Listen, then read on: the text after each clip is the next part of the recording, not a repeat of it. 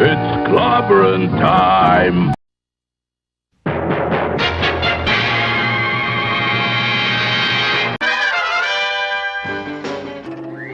Atomic batteries to power.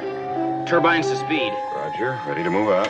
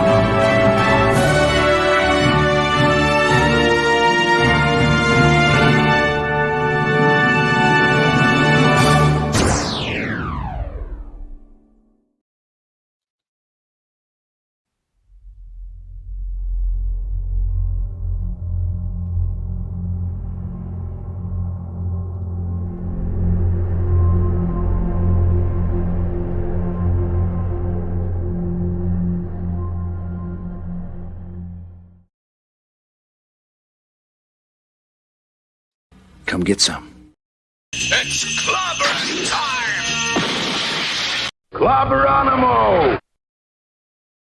Greetings, clobberers, clobberonimos, clobberoids, clobberuskis, clobberians, clobologists, and all those who club, and to everyone else. You can clob one day yourself if you learn how to. Bang the rocks together, guys. Clobberonimo! Oops. Hey, you there? I'm here. Big technical issue. Sorry about that.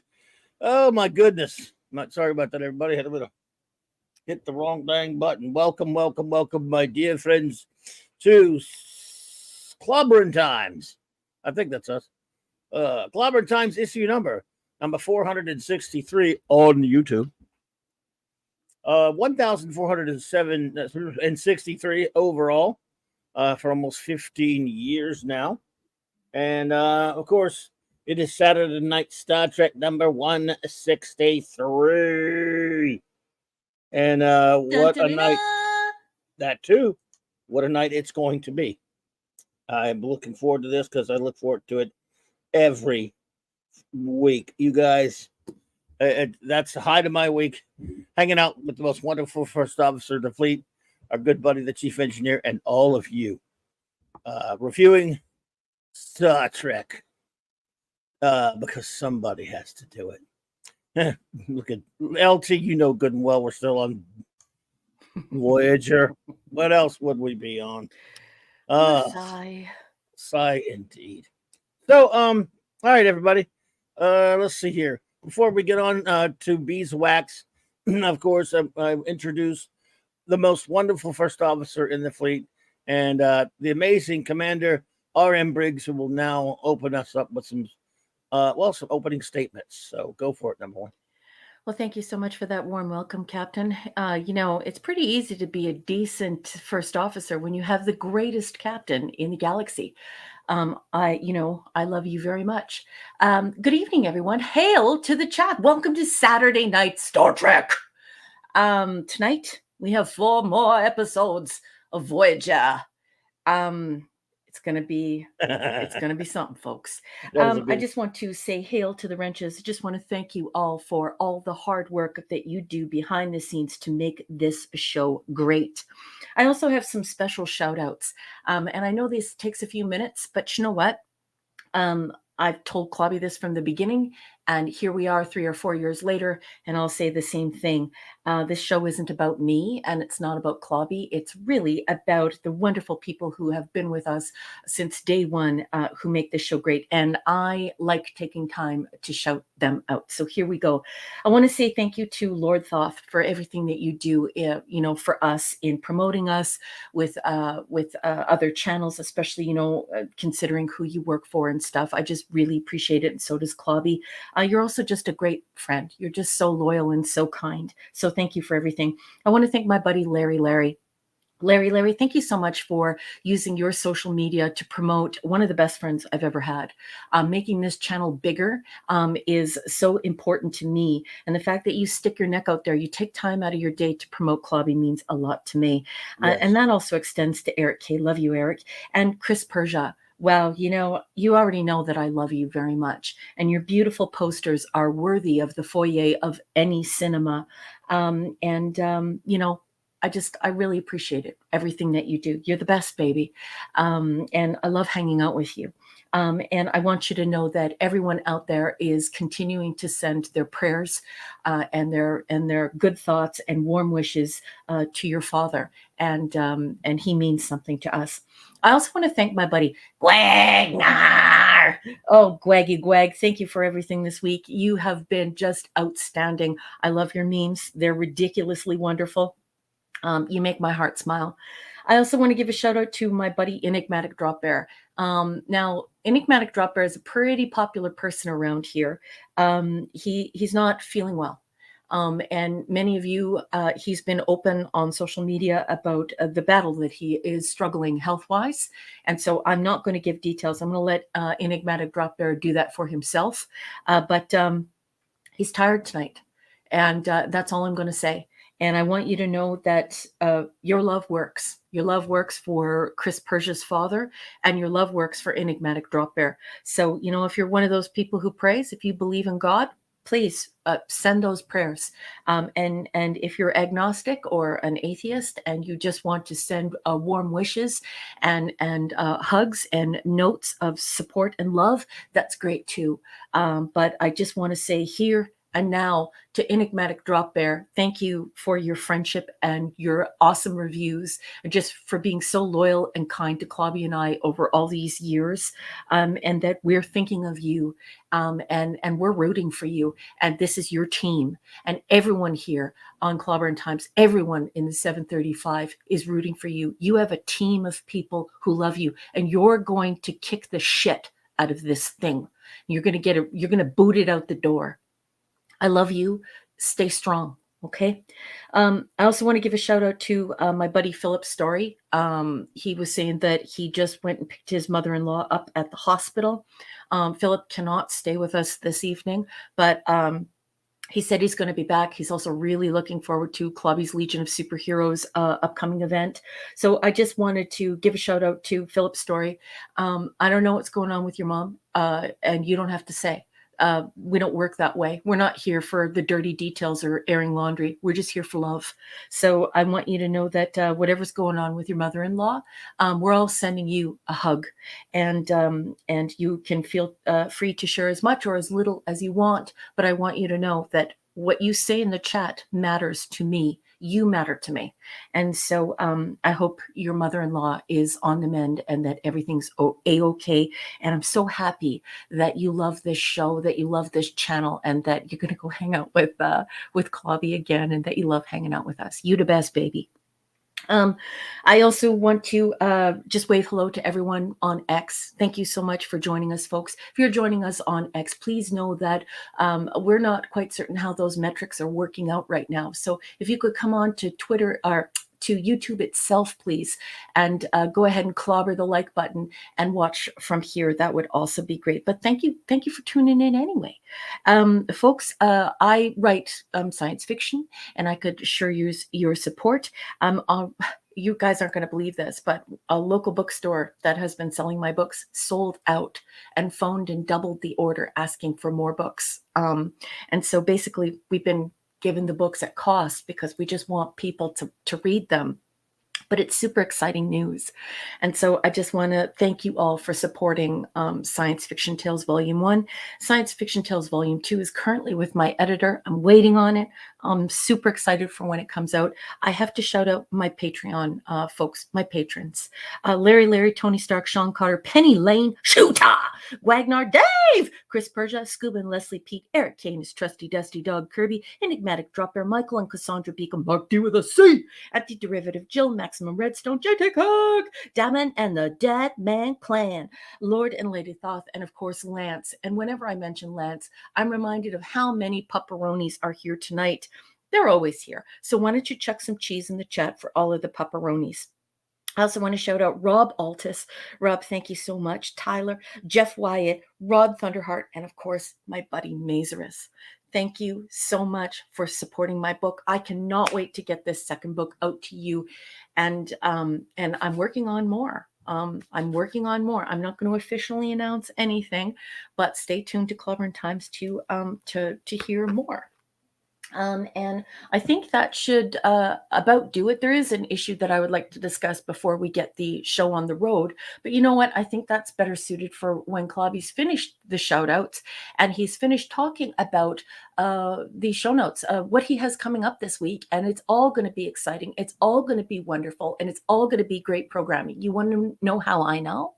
Because Clobby's involved. So I'm going to sit tight now and give the con back to the boss and let the boss tell you about his wonderful lineup for this week and shout you all out. Clubby? Yeah, right. All righty. Let's thank you for those wonderful words. And yes, Max, I got your email. Thank you, sir. And I think Max said that he's off on a he's out. So okay, he's going to a party tonight, and I hope that he picked a good costume. And you better send me pictures. Good night, buddy. Good to see you. Thanks for the limits. I really appreciate that. Have fun. Be safe. Hey, Max, be safe tonight and have a blast. Time for some show notes and shout outs. Okay. Where am I? Okay. All right. So, all right, folks. Let's see. Where were I? All right.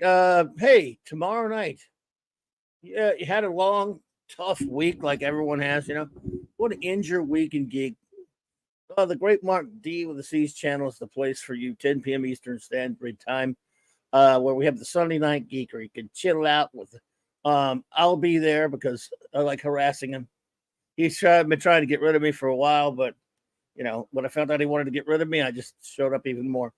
So I'll be hanging out with him on the Sunday Night Geekery, and you'll probably be doing some eatery as well. This is how we roll up in Yale.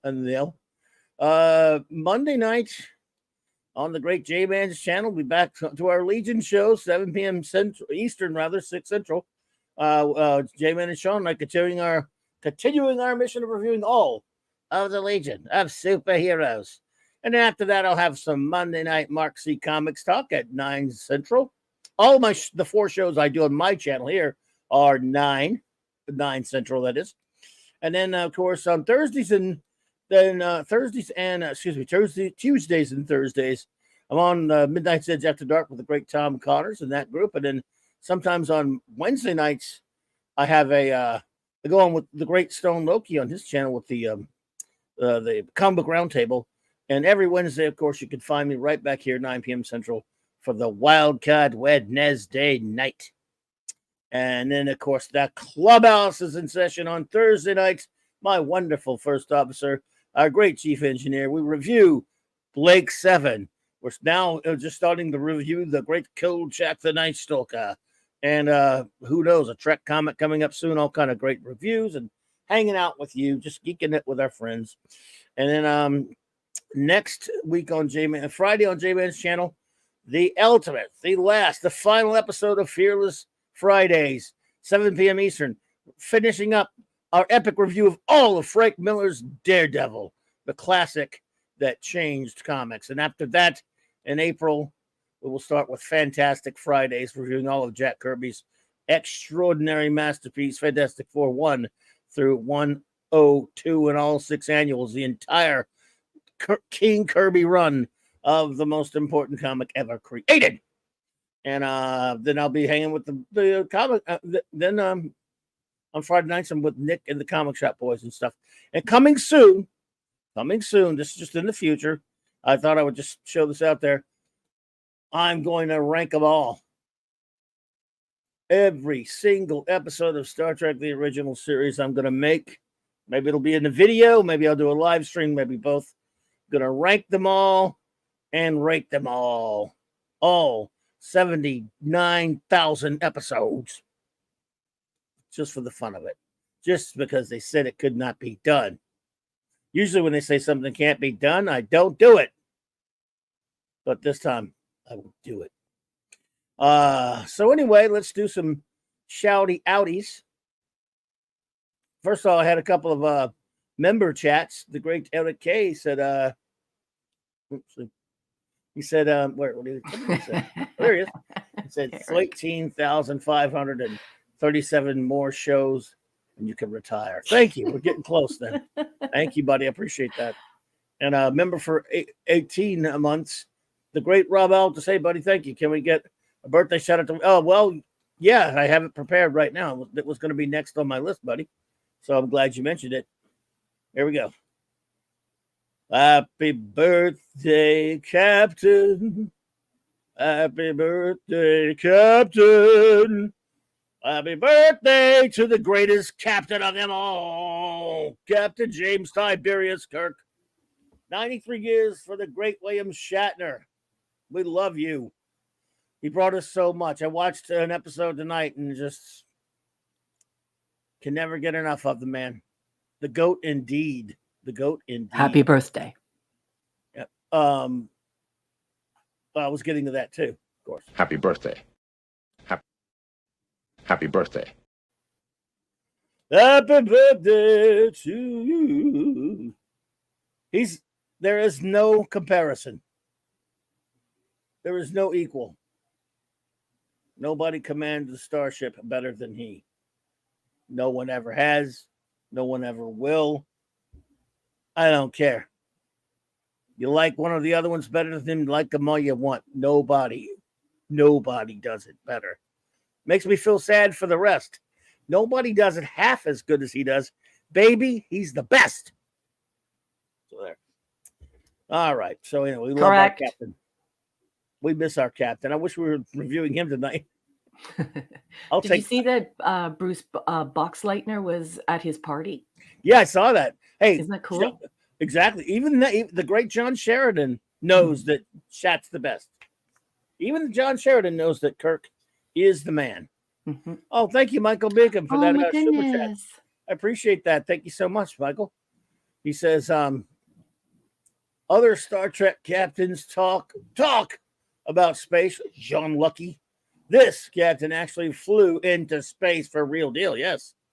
Kirk rules and Shatner. Yes, sir. Yes, indeed, sir. Did the official Star Trek account acknowledge his birthday? I would sincerely doubt it, sir. They don't like him. Morons. Yeah. He will outlive all of them. So, anyway, I'm sorry. Let me get back to the shout outs. Our shout outs now are as follows. The great Bronze Wrencher himself, Eric K. Mwah, mwah. See you, buddy. The great Chris Persia, Vindicator Wrench of the Great White North. Mwah, mwah. D-Bud Martin, the Wrench of Iron. Iron. The god of the wrenches himself, the great Lord Thoth. Avon lives, and long live the Legion, my good friend. And shout out to your wonderful lady, Lady Thoth. Yes. J-Man, the wrench without fear, partner in crime on Earth, B, Legionnaire extraordinaire. Maddie's daddy, Thor in Vegas. Super wrench Cal L. Real soup. We'll see more when we get done with Voyager. Fancy outside air, the rascally wrench. Clobber Time's own music meister, maximum redstone. And of course, I triple bullwinkle. Larry. Well, you know why you have to say it thrice? Because he's a man so nice. You should probably say it twice, perhaps thrice. Larry. Larry, yes. I love you. Yes, indeed. And now we shall shout out our dear friends in the chat. Of course, starting out, as aforementioned, we have the great Mark D with a C here. Our chief engineer is back there and helping us out as always. We appreciate him and everyone. Big round of applause for Mark. Hang on a second. The great LT is here, like I said. So our couple members of our crew are here. All right, let's see. FKH C 2005 hike. Good to see Tim. you. Tim, good to see you, buddy. Let's see. Herc is here. Herc 130. Ooby dooby. Pass the tequila. Please drink responsibly. Classic Comics. TC. Raymond and Sandra Felician. Oh. You mean King Dolphin TV? In color. The Gwag man himself. Gwagnar. RRT and Z, my friend. All right. All right. The Shoot man's here. Shooter. Pew, pew. Shooter. Bars, Monkey Max, MMM. Malachi D. Wildman. Malachi. Penny. Hey, Penny. Good evening, Penny. So nice to see you, sweet lady. Good to see you. Bubba Doom 1, my friend. Bubba Doom. Reniel, hey there. Good evening. Philip Story. Hey, I think he had to run, but yeah. Yeah. I think he had to run, but yeah. There's some birthday stuff happening tonight with Philip's Story. There's some birthday stuff going on, but there's also that thing going on with his mother-in-law. So we're going to check back in with him. I mean, he's a regular here. He's going to be following you over to the Legion show, and he goes to the clubhouse. So I'm sure when he tunes back in, we'll get all that straightened out. But I'm pretty sure there are a couple of birthdays in Philip's Story's life tonight. So happy birthday! I got a bunch. Yeah. Well, I got a bunch of them in my life too. Yesterday was not only Shatner's birthday, but it was my son's birthday. Yeah. My son Jonathan. And I tell you how old he is, but it would make me feel even older. Yeah, so, that would indicate how old you are, honey. And you carried comic books down from the mountain on stone tablets. I did, by Jack Kirby himself. JT Kirk. He is Kirok. Brogu from my old hometown. Oh, love you, Brogu. Mwah, mwah, mwah. You know who's here? Oh, my goodness. You'll love this. I guess you probably saw him. Is here. Love you, man. Rob Altus, buddy. Tim's Talk popped in. I think he said he had to run, but Tim's Talk, thank you. Michael Beacom. All right, buddy. Shout out to you and the wonderful Cassandra. West Kago, hey. West. Lisa. All right. SP4H. Good to see you. Let's see. Simply Steve, you old rascal. Oh, thank you for joining us. The Tetrock's here. So apathetic. Princess Fiona Fee. Hey. B5 thumb. Yep, and I think that's everybody right now that I know of, but anyone else pops in, of course, will be Judy. Oh, Professor R2. There you go. Hey, Professor R2. What is up, Prof? Good. All right. Okay, let's see. Where are we? Well, I guess we could. I guess we may as well go get started since they went to all that trouble to make those Voyager episodes. We may as well review them. That much trouble. Yeah, before we do that, though, there's Yes, something that I would like to clear up if you wouldn't mind. And so go for it.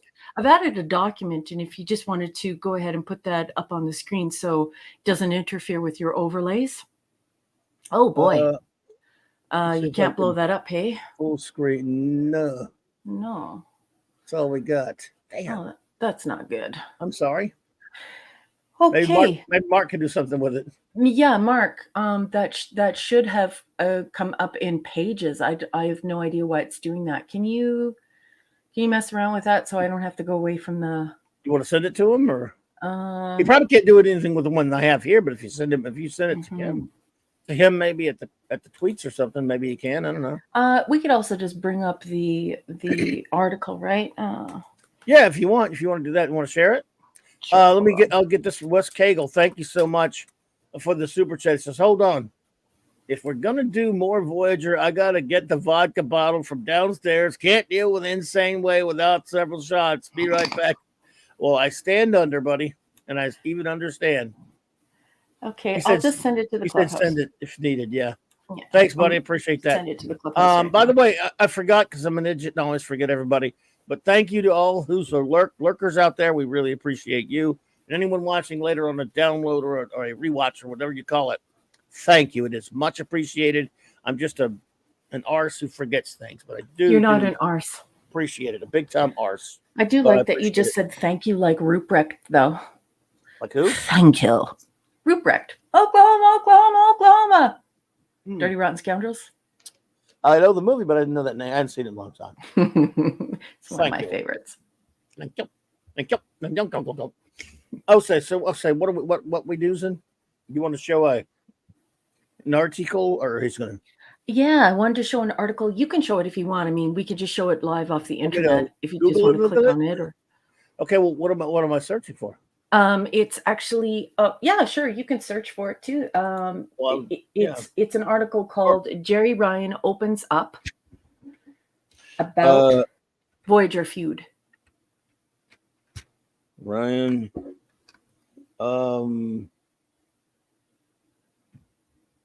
okay, I guess if I can find it. Ryan opens up. I think it's comicbook.com. It's not the only source, but it's the most readily available source. Well, I mean, yeah, my keyboard is like so far away. I have to take some time to grab it and all this stuff. So let's see. Jerry Ryan videos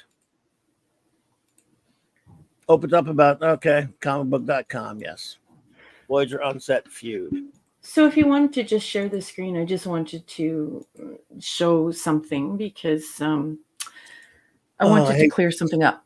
Okay, I gotta find a way to.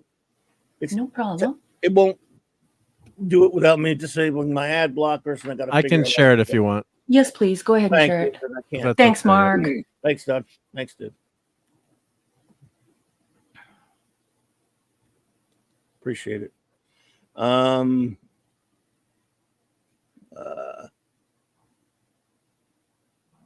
Whenever you're ready, but whenever you're ready, Mark, we're ready. He's going to get it, I think. Oh, there we go. Perfect. Oh, okay. Okay.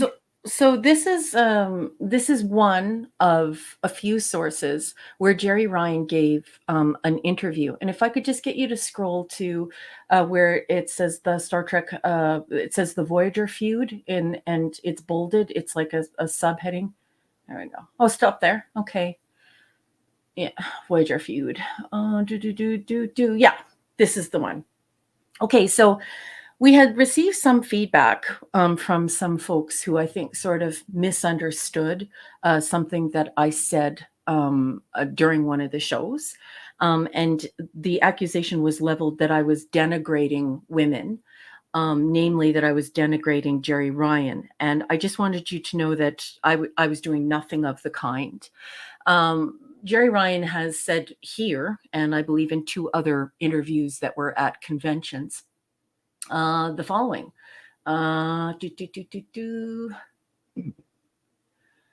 Okay, where is it here? I think it's one more up, Mark. So anyways, she is quoted here No, like go higher in the article. Yeah, sorry. I think is it here? Okay. Can you hold down Command and then press F? And then just say cleared right up or cleaned right up? Cleaned? Yeah, there we go. Okay, so this is what I was talking about. So when Jerry Ryan was asked about the stuff that was going on what was going on set, I had made a comment, and some folks thought that I had actually slighted her, but I didn't. And I want you to know that this is where it comes from. So Ryan said that she had a very unpleasant time on Voyager. She wasn't having a rollicking good time like that was asserted in the chat. She actually says that, you know, the bullying and abuse went on for a very long time. There were boys on the show who she liked quite a lot, but that she basically had a horrible time. Now, this gets to the part where people thought that I was denigrating women. It was actually Jerry Ryan herself who made it seem as though her relationship with Brandon Braga was transactional, not me, nor was it any other fans. Here she's quoted as saying, but yeah, it was unnecessary and unpleasant for a couple of years, basically until I started dating Brandon Braga. Once I was dating the boss, funny how things suddenly cleaned up. So this was the quote that I'm talking about. And this is not the only place where something like this was said. So it's very important for folks to realize that I just didn't make that up, and I was, you know, just making it seem horrible for her because she was dating the boss. She actually said that she was having a horrendous time on set, that there was a tremendous amount of bullying. She started having sex with Brandon Braga, and then all of a sudden people started being nicer to her. So when I mentioned that, it's not that I've made it up or that I'm denigrating women. It's that when she interviewed, these were the things that she said herself. So I think it's wrong to date the boss? No, I don't. I think that people meet in university, they meet at work, you spend a lot of time with people, you share similar interests. And that's a beautiful thing. There's absolutely nothing wrong with it. But I think that it does go a step far to say that once you started having a sexual relationship with the producer or the boss on the show, that people started being nice to you. I think that's a step too far. I think that if you were sincere, you would say something like, yeah, you know, Brandon Braga and I, we fell in love, we started dating, he really meant a lot to me. And I think that the cast members recognized that they couldn't bully me anymore. Instead, she said this, and it's not the only time that she said something like this. I believe there are 2 other videos. So if you think that I'm denigrating women, maybe it's time that when I say, hey, you can go and look that up, that you go and look that up instead of writing me letters for 5 days accusing me of running women into the ground. I've never said anything bad about the women on this show. I usually make fun of the characters when they're acting nutty or goofy. But the particular thing that I said about Jerry Ryan is true, and it originates in her. It doesn't originate in me. So I hope that clears up. Please stop sending me 5 days worth of letters explaining how I'm not Christ-like enough and how I need to be more godly and I need to stop denigrating women. Yeah. And that's that, folks. Well, there you go. And everyone, was it? Yeah, we got some people also accused us of being mean to the actors when we make fun of Kes and Neelix and all this stuff, and it's just asinine. I'm not even going to entertain it anymore. So yeah, it's just ridiculous. Yeah, it was pretty ridiculous. So, 5 days of people saying that they want all of the memes to stop, that they want all the jokes to stop, that when we play Super Kes, we're actually attacking the actress herself, and we should imagine her at her house in Montana crying, and all these strange things that this person said publicly to us in very long letters. I just want you to know that as long as I'm a part of this show, I'm just going to keep on technically evaluating these episodes, and it doesn't matter about my godliness, whether or not I'm behaving as the way Jesus would want me to. And we're going to keep on playing the memes, and we're going to keep on playing the jokes, and we're going to keep on technically analyzing the show. And that's all I have to say on that matter. Well, there you go. Okay. All right. Well, We're going to go ahead and I want to have a super chat here, I believe. There's it. Did I get Michael Beacom already? Oh, yeah, I did. Did I get Wes? Okay, it's RR. RR, thank you so much for super chat. He says, as TJ Hooker bellowed, I have had enough of you. Called 911, said some shite, and booted Denny Crane off the wing. I said, happy birthday, Bill. Thank you so much. Appreciate you. I appreciate you so much there, RRT. True kind. Thank you. All right, everybody. Now we're going to. Oh, my goodness. Wolfie's here. And Dave C. Dave! Oh, my goodness. All right. Good to see you both, buddies. Okay, now we'll get started here. Hey, Grim. Welcome, Grim. Good to see you. Welcome, everybody. Okay, now we're going to get started, folks. Sorry for the delay. We're about to get moving now. Are you ready, number one? I am totally ready. All right, so our first epiclode of the evening is Juggernaut. I'm the Juggernaut, bitch. That's a quote from a movie. I didn't just say it to say it. Oh, thank you, Princess Fiona, for the member chat. Denny Crane, 11 months member. Thank you. Good to see you. Go for it. Hey, boss. Yay. Okay, ready? Are we going to do Juggernaut? Yes. Okay, let's do it. Sorry, I was reading the chat. Okay, Juggernaut is season 5, episode 21. It is production code 215 if you're following along in the companion or the celebration. This episode first aired on April 26, 1999. I'm going to be reading from Wikipedia, which is a user-generated encyclopedia. Personally, I think it's mostly AI because it sucks. Most of the time it's wrong and it's poorly written, but we're going to keep on reading it anyway because it gives everyone a summary, so if they didn't have a chance to rewatch the episodes, they can still participate here. So it's for everyone's benefit. And everything it's wrong about, we'll correct. Saddle up, lock and load. As Tuvok attempts to teach B'Elanna Torres meditation to calm her violent tendencies, Voyager detects escape pods from a damaged Malon freighter.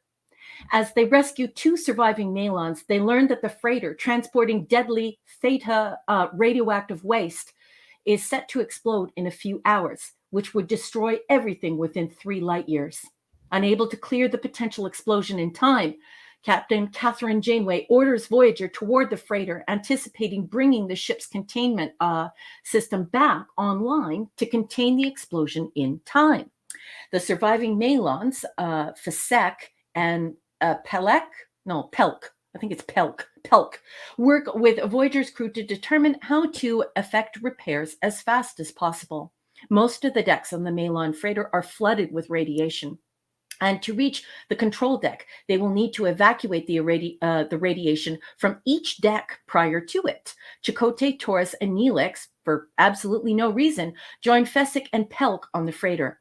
As they work, Pelk is attacked and killed by some creature, which Fesick claims is the Vihar, a type of legend among the Malons. I think boogeyman crossed with a gremlin. Boogeyman. Yeah, crossed with a gremlin. Torres is angered to learn that from Fesick, how little Malons value life, but keeps her anger in check. During one deck evacuation, the deck they are on is exposed to the vacuum of space. Voyager is forced to transport Chakotay back, but the others escape to the next deck. Torres continues to lead the group towards the deck control. Meanwhile, Tuvok offers Janeway a backup plan, nudging the trajectory of the freighter toward a nearby star, such that the theta radiation would be contained within its corona. The away team finally reaches the command center and attempt to re-energize the containment field. They are attacked by the same creature that killed Pelk, the supposed Vihar. In actuality, one of the ship's Malon core workers, heavily deformed by theta radiation. He knocks Fesick and Neelix unconscious and attempts to alter the freighter's course. Torres becomes enraged and attacks the Malon, giving her enough time to secure the area and allow Voyager to transport her and the others aboard before the freighter explodes harmlessly within the star. Torres is commended, for keeping her calm by the crew, but takes a moment for herself after exhibiting her bout of violence. Okay, that doesn't make any sense. She actually killed the guy with a pipe and caused his death instead of bringing him prisoner and putting him in the brig and having him prosecuted. She bashed his brains in, and that's why she's upset. She wasn't trying to, think about her anger. Anyways, a garbage review, but a summary nonetheless for all of us, a touchstone. Boss, tell me, what did you think of Juggernaut? Firstly, let's say hello, Mr. Angel. What's up, Chef? Hey, Good Chef. to see you. Have a super chat from JT Kirk. Thank you so much. And he's quoting, by the way, this is from a movie, that terrible X3. We got you. Do you know who I am? I'm the Juggernaut, bitch. So that's a crap movie, but everyone likes to quote that because it's the funniest line in the movie. Yeah. So anyway, but Mr. Angel, Chef, good to see you, buddy. Thanks for being here. Where were I? Oh yeah, that episode. Yeah. I don't have a whole. It's just not really my kind of episode. I've got this when they have to go like the whole tired trope of having to go aboard the messed up episode. Hello there, Katie. Katie's here. Hey, Katie. Welcome. Greetings. It's the whole kind of tired trope of the busted up episode, the busted up ship that they have to go. And first they tell them it's impossible. That radiation's so bad that you will melt. Then, we'll just inoculate ourselves. The doctor could inject us with something that will keep radiation from melting our faces off. I'm like, Suzanne Eckstein, hello there. Suzanne. Good to see you. Anyway, so that kind of takes me out of it. Another Balana episode, which really, that's also boring for me personally. I just don't really, I don't know. She's just, Balana tantrum episodes bore me as well. So I didn't find this a particularly, particularly thrilling episode or compelling episode or anything like that. I found it mostly pretty boring, to be honest with you. To go quickly there, so I know you have notes. So. I do. Here they come. Saddle up, lock and load. Sorry. Yeah, I'm just gonna say what I think because that's what I'm supposed to be here for. I'm not supposed to be someone's puppet, so I'm just gonna say what I think. Balana is violent again, and I share Clobby's review. I do think this is another tantrum episode. And it doesn't make much sense because Balana went to Starfleet Academy, and moreover, she isn't even fully Klingon. So why is she more volatile than Worf? So she's completely unglued, and it's conduct unbecoming, and she would find herself in huge trouble in a workplace, never mind on a ship where there is a chain of command. So she's totally insubordinate in front of everyone on the bridge. She interrupts Janeway and starts chastising the garbage men, and explaining basically that they're the scum of the earth. And then again, she is insubordinate in front of everyone in engineering to Chakotay. Once again, being quasi-violent, waving her arms around and being really angry. And this isn't Star Trek. This has nothing to do with Star Trek. You wouldn't be able to you couldn't get away with this if you worked at McDonald's. Never mind working at on Voyager. Well, waving your arms around and acting like you hate other people and being insubordinate every chance you get just doesn't make any sense. Neelix is unlikable because of his past. And why is he on an away mission? Why do we need Neelix here? What is Neelix's, expertise? It's none. It's absolutely none. He mixed some Leola root with some other stuff and swallowed it. Nobody else even ate it or took it. And he isn't an expert. Remember, this is a ship of 150 expert people. Why wouldn't they just wear filtration masks? Why wouldn't they immediately call Voyager and ask for a filtration mask? It doesn't make sense. They don't need to cough, and they definitely need their tricorders. Well, So not why? spacesuits too, by the way. Sorry, spacesuits. Yeah, sorry. they also have the spacesuits, which apparently can withstand over 1,500 degrees Celsius, or What about was those? it Fahrenheit? So that doesn't Right. make sense, and it leaves people saying, okay, why? Like Scotty, he's always wearing a mask. So what's going on here? B'Elanna is ignorant to the Malon while he is talking about his young son. She's ignorant for absolutely no reason. She treats him like he's scum. He even says at one point, "You think we're savages? You think we're animals?" B'Elanna is unlikable because she is violent and cruel and insubordinate for no reason. B'Elanna refuses Chakotay's orders again on the away mission.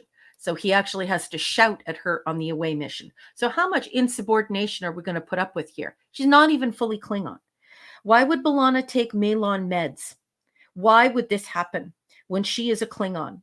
She should have gone to sickbay on Voyager, just like they do with Chakotay just seconds later. So Chakotay is sent to the sick bay, but B'Elanna goes into their med bay to take Malon drugs. Get out of here. Doesn't make any sense. It's just sloppy crap writing. And why not? Yeah, I put on here again. Why not beam those masks in? You have constant contact with Voyager at this point. Beam the masks in. And certainly, why not beam B'Elanna out? Why stay? No, this is there's no story here. There are no masks here. There are too many unbelievable situations, and this is just ridiculous girl boss. This episode is nothing without the girl boss BS of her stomping all over everyone, yelling in front of Janeway, making these Malon garbage men feel like crap.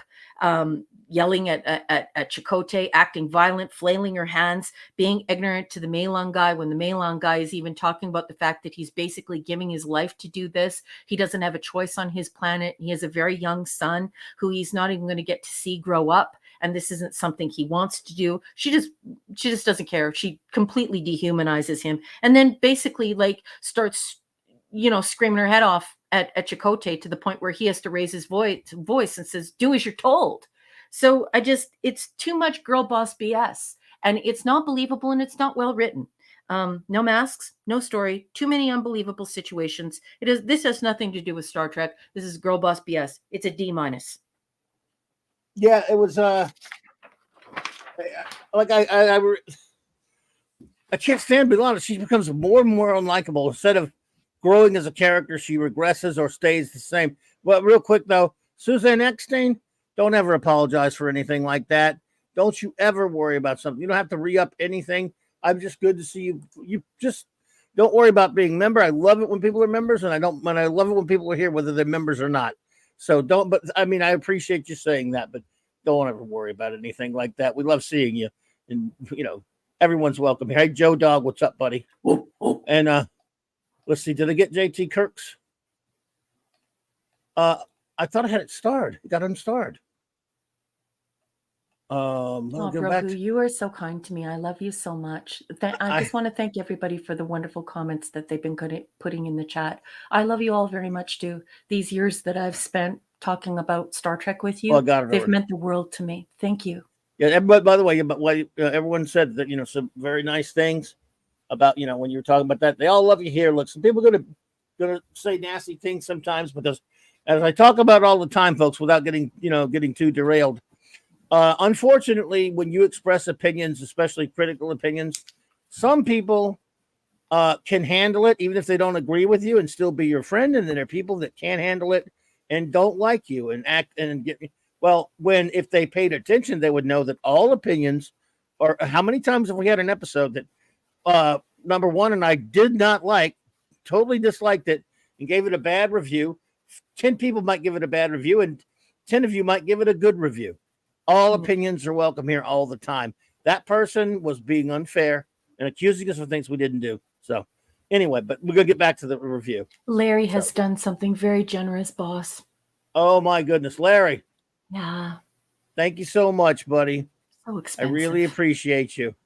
Thank you, my friend Larry, for the gifting the memberships. That's and the minute that he found out that somebody who wants to be a member here couldn't afford to be a member here, he stood up and paid for somebody to be a member here, because Larry is always supporting indie artists. He's always supporting Clobby. He's always supporting me. You're such a stand-up guy, a great Southern gentleman, and I just love you very much. Thank you, Larry. So, yep, absolutely. The point is, look, again, in the episode, we'll get to the episode. This is important to me, and it's been on my mind a lot because people are getting, and I know it's drama, and I don't want the drama. We're going to cut the drama out, but everyone is allowed to have their say here. That's what letting you all review the show is all about. But that has to work both ways. You come down on us for having our opinions just because you don't like them, and that's none of you in here. All of you here are fantastic. But you're always going to rub somebody the wrong way. I've learned it. I've been fighting that all my life. What can you do? Anyway, Shooter, thank you so much, buddy. Gifted 5 memberships. Oh, Shooter. Thanks, buddy. Unbelievable. Thank Very you generous gift. Thanks again for being here, Susan. Love seeing you. Scuba. Scuba Pete. Scuba Pete's here. What's up, brother? I had to call him Scuba Pete. What's up, bro? All right. So, yeah, I'm gonna give this episode a D. I mean, it's not that it was so in particularly horrible. Mostly, just there were some dumb things in there. Like, again, when you go aboard a ship that oh, by the way, some of the environmental messaging was really on the nose and annoying. But that's very 90s though. But when you're first of all, you're setting up to say how unbelievably dangerous this theta radiation is on the one hand, but you go over there without enviro suits because the doctor injected you with something. Yeah. It's just, oh my goodness. Larry, thank you so much. This is insane. You know how expensive that is? I don't know. I'm afraid to find out. It's super expensive. What? I think I unstarred one by accident. Elora Carrollson. Larry, you're such a sweetheart growing this community. Everybody appreciates you so much. You the best, baby. You the best. Good to see you, Alaric. Alaric Harrison. Good. Oh, hey. Oh my God. JT Kirk, they're blowing up your chat, boss. They're blowing up the chat. Oh, JT. Thank you so much. JT Kirk, you are Kirok. Thank you, JT. Thank you, Larry, and I mean, thank you, Shooter. Man, thank you all so much. I really appreciate that, buddies. I don't know what to say. I'm humbled and I'm embarrassed in a good way because I really appreciate it. So I am not worthy. Oh my goodness, West. Oh, I'm definitely not worthy of any of this, my friends. But I thank you, and I don't know what to say. Love you guys. But, you guys are the best. Yep. And if I had the power to actually throw memberships at somebody, hey, you know what? You need a membership, and you need a membership, and you did. I do it, but I don't know how. I'm not even capable of it. I don't think, as far as I know, anyway. Maybe there's some way. I don't know. Oh my gosh, RRT and Zed. RRT and Zed, thank you so much, my friend. He said, "Good old Holodoc and his plot armor hypo spray." Yeah, RRT and Zed agreed. Yeah. So yeah, that was something. So yes. Jessica Baker, hello there. Good evening, Jessica. Hey, Jessica. How are you? I hope you are doing well tonight. Spending time with the family tonight. So I can't be here for the discussion tonight, but I wanted to make sure that I at least stop by to say hi and everyone have a great time, guys. Well, you have a great time as well. It's good to have you and good to see you. I hope you have a great night. Thank you so much for that. Stopping by. We always appreciate that.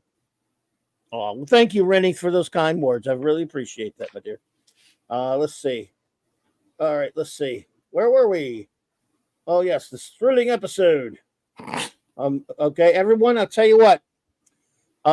We've rated it, so now let me get to it. Hang on. Where are you? There we go. All right, your reviews, my friends. The word is given. The word is given. Twice, in fact, by accident. So come across now, my dear friends, with your reviews. And we have a treat for you tonight. While number one is starring those, we have some Max Redstone Limerick Entertainment. We want everyone to have a good time and get along here and be friends. You can argue, you can disagree, you can. By the way, you can do everything you want to me, but in the meantime, just let's all be friends and care about each other. And well, except for Mark D, if you want to insult him, it's okay because he's the chief engineer. He can take it. Yeah, just so you know, we put it in Mark's contract. Yes, he did. By the way, kidding, dude. In case you heard that. All right, so here we go. All right, everybody. Well, number one is starring your reviews. It is time for me the lyrics from the great Max Redstone. I'm the juggernaut, bitch. I'll never get tired of that line. A stupid movie, but that was a funny line. Just the way the guy said it, because everyone loves it. Everyone hates the movie, but they like that part. Okay, Juggernaut by Max Redstone. Let's see. Malin, Halen, Slime, and Fright. It's our polluting pals from the episode Night. They have very weird heads. Are they worse than Pac-Leds? These idiots. The idiots turn space into a super fun sight. Well done, Maximum Redstone, sir. You rock, buddy. Oh, okay. Oh, sorry. Thanks. Where is the clip? Oh, that clip. Okay. And by the way, before we get started, I think we have a special clip from the great chief engineer.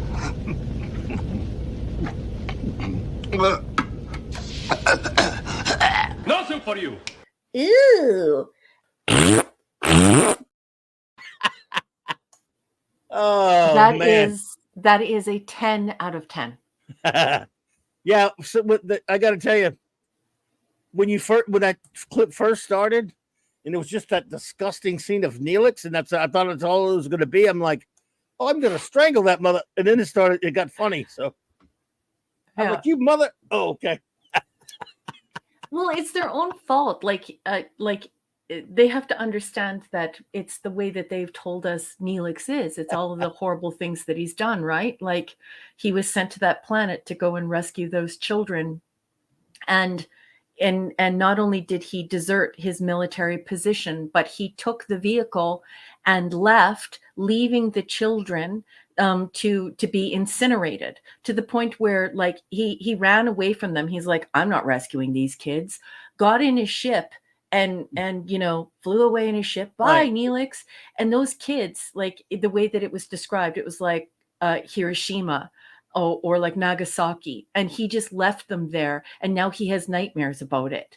And then the whole thing about him being a drug dealer, but then he got caught for drug dealing, but his friend was with him, so his friend actually went to jail for dealing drugs for him and stuff. Like, why do they keep trying to force us to like Neelix? We already know Neelix is the true garbage man here, not the Malon. So yeah, I just don't understand it. Stop trying to make us like Neelix after you made us hate Neelix. He's scum.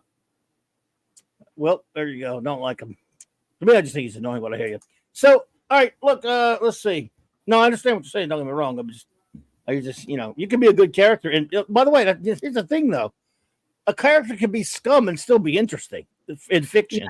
Yeah. They don't even make him interesting. They just make him annoying. So let's not even give him the out of being scum. He's also annoying as shit. He is. Yeah. Anyway, in my opinion, some people like him. It's fine. But we should do it one more time.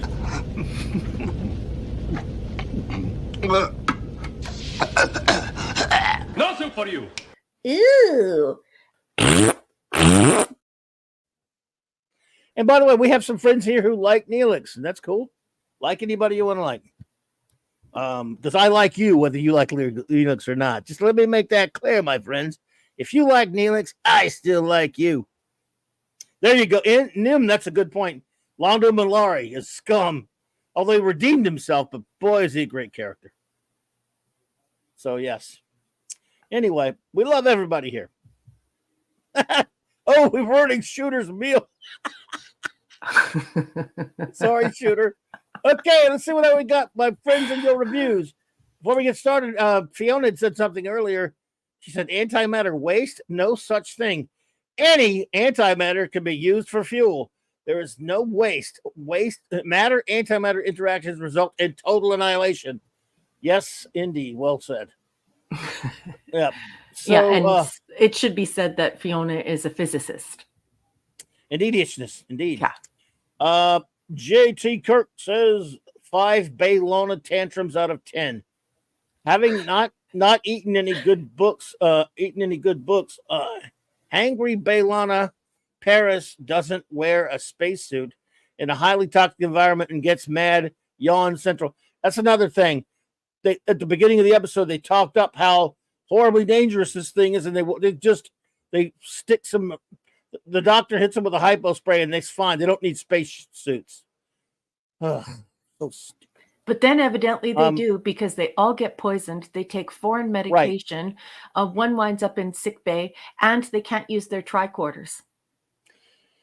Thank you, RRTNZ, for the other super chat. I appreciate that, man. For you're too kind. He says, I want to see Mirror Universe Neelix, who's a fearless badass and regularly saves the ship. He's like a giant honey badger who can rip Klingons to shreds. There you go. Oh, man. I wouldn't want to be there without my tricorder. Let's see. Yes, that's ridiculous. Les Cagle says A+++. I love this episode. I love this show. This is magnificent, from the writing to the acting, everything. This is quality stuff. There's no TV show better. Oh, I'm sorry. That was the Mirror. Wes Cagle, folks. Oh, West, you can please feel free West to Cagle. put Clobby in the agony booth. You can rover him. He said F this episode. Oh, he gives it an F. He said, would I give it anything else? Also, what the heck is Neelix doing out of the kitchen or from behind the bar? That bar rodent again. Bar rodent. Yeah. You got me, brother.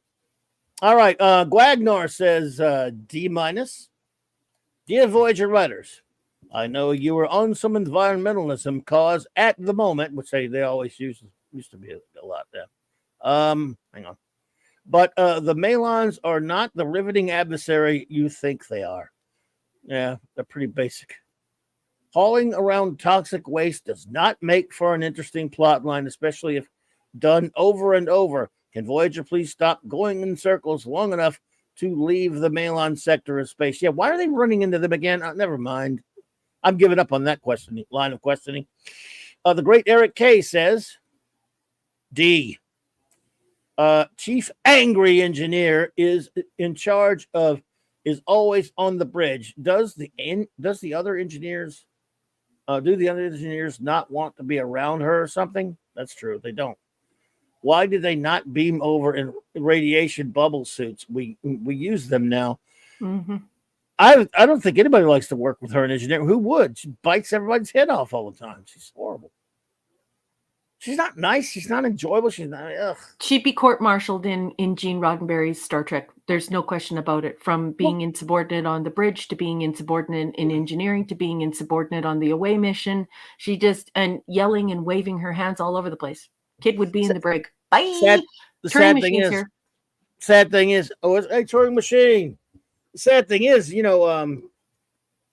it what's her name? Roxanne Dawson or whatever is a charming actress and could, if they handled her well, gave her an interesting and a good character. Did I get L.R. Harrison and Scuba Pete and everybody? Yes, you did. Okay, let's make sure. I guess they lost the tech to have a self-contained suit. Yep. Let's see. Neelix is so helpful, lol. Sending the ship into a sun would get rid of everything. Get rid of the waste in it every time. Sorry. Okie dokie. Sorry about that, Michael. Taking the Melonman med. Silly. Yes, the Melonman. Okay. They have always proved untrustworthy. Joke. She was under control. How everything in engineering not destroyed? How was it not destroyed? Transporter could have saved all. Yeah. It makes absolutely no sense. Indeediousness. Michael Beacom says C minus. Surprised that this aired in April 1999. It's the kind of show that previously would have been saved for Halloween, October, on trad networks. Traditional. I guess traditional networks. Like watching an 80s horror movie would you would have to you have to switch your brain off too much. Pseudoscience. Brain off too much pseudos. No, I knew that. I think I got clumsy because brain off too much. Pseudos. I think he was brain off, and then I needed I gotcha. Too much pseudoscience. Spin Agreed. some money on spacesuits, guys. This show is a demonstration of why you would need and have them on a starship. Yes, I totally agree, Michael. Let's see here. Thank you, Michael. It says too many convenient things. No warp drive. Cannot transport from the bridge, etc. I knew who the monster was long before the reveal. Only redeeming moment was Roxanne Dawson's shower. Well, yeah, I can't disagree with that too much. I guess I can't knock that one too much, buddy. Thank you.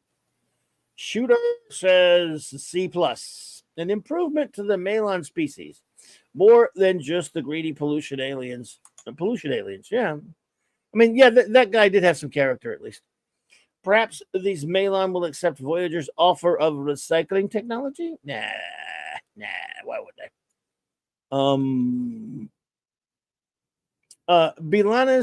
Bilana is still angry. Can't they come up with something else? Still, the story isn't bad in spite of it being that time of the wow for Bilana again, dude. Some horror and the condition of the Malon vessel make this feel more like sci-fi horror with a bit of an alien feeling to it. It worked for me though. Okay. Neelix, thank you for sending me on such an important mission. Why? What is this, season 2 though? I mean, hey, Lasher's here. Hey, Lasher. Lasher is here, and he has a comment that I've starred. And since you stopped, I'm just going to interject and say that Ray Lucard walked through the door about 2 minutes ago. Oh, Ray, hello, Ray. Good to see you. All right, let's see here. Where were I? You're on 404 for Shoota. Look, you're sending me such an important message, Chakotay. It was easy. You're the most expendable member of the crew. Yes. Thank you, Shooter. Appreciate you, buddy. Lasher said, F. At this point, Greenpeace can go F itself. And Bilana sucks too. Quite frankly, she's a whiny biatch. Difficult to disagree with that, buddy. Classic Comics says grade C minus.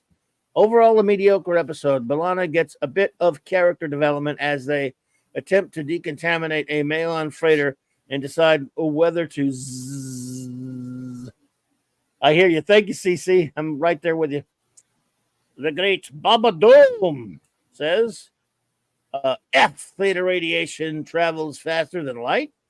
Janeway's answer to everything is diplomacy. Bilana Contramundi. Ugh. I was delivering freight one summer day. I was also thinking of giving up my Winston's. Let's see. They taste good like a cigarette should. I got a Coke out of the machine there. I took a big swig. Next to the machine was a container for radioactive waste. Oh, hell with it. Thank you, Baba Doom. Appreciate you, buddy. Lisa says D minus. Wash, rinse, repeat. Torres has anger issues, and the gasmen are horrible for dumping the trash that affects stuff and people. Let's move along. Oh, wait. Neelix as a doctor. No way. Okay, next episode. I hear you, Lisa. Matt G is here. Matt G? But he's under Taylor Swift greater than Disney, Star Wars, and MCU. Well, we have to use his handle. Okay, Taylor Swifty. All right. You know what Taylor Swift is not better than? Not better than Matt G. I'm just saying. RRTNZ says, Juggernaut, bitch. Review. decent ticking clock setup.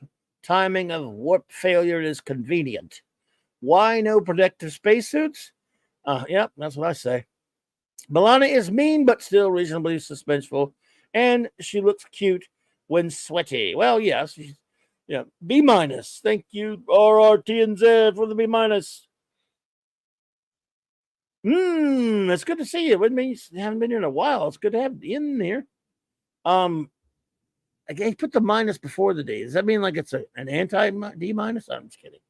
So D minus or D at least. Voyager must try harder and do their homework. The concept of a military Starfleet command structure falls to pieces if there is no evidence of military discipline, especially in officer ranks. Yeah. Yes, throughout the episode, too. It wasn't like she stepped out of line and she was just sort of, grumpy that day. It's throughout the whole episode. It's like Gene Roddenberry would never allow that. Not only was he a military man, but he was a police officer. There's no way she'd be going around talking over her superior officers, disobeying orders throughout the whole episode. Get out of here.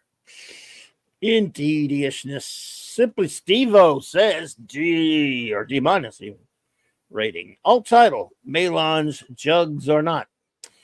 Neelix, Needless, H-Doc, Rad, Hypo Spray, Baloney has theta. Obviously, Baloney has theta radiation sickness causes her to throw tantrums. Could have been more boring episode all around. Yep. Yeah. I agree. I agree. Yeah. Great review. Yeah. You hadn't seen boring yet. Let's wait. Oh, we're just getting It's coming. Banana, Turing machine, a Turing machine. La Banana embodies that spectrum of aggro, antisocial, but competent tech worker that no one wants to deal with. Yes, Tom Paris is a dummy. She ain't that hot. Scuba Pete says C minus. I call this episode Jugger Flop.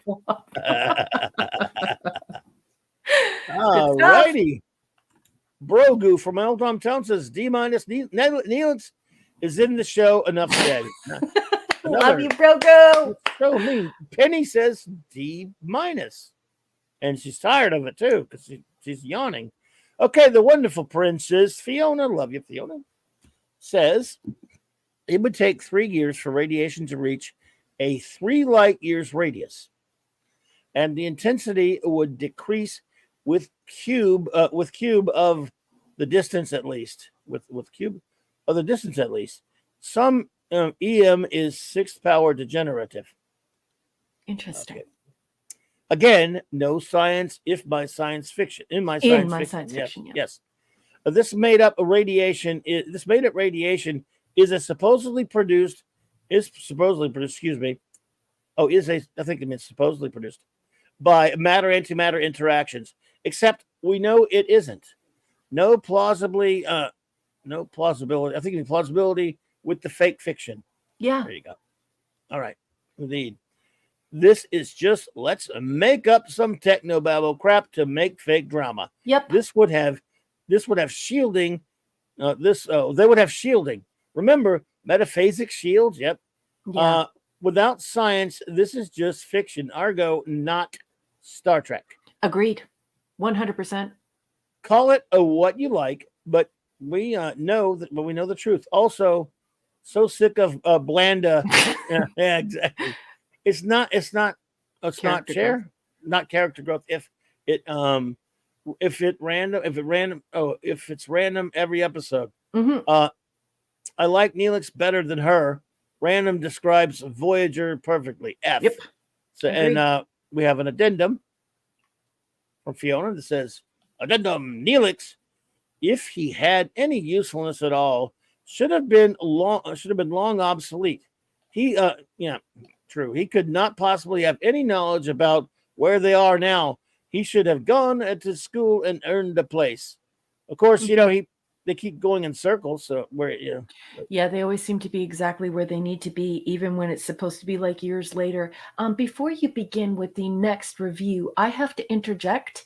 I beg your pardon, but there is a beautiful lady who makes you and I and all of us here a part of her nightly routine. And that lovely lady is named Penny, and she's leaving for this evening. So I just want to say, Penny, thank you so much for tuning into us and making us a part of your nightly routine. We love you very much. Sleep sweet, and we will see you soon. Yeah.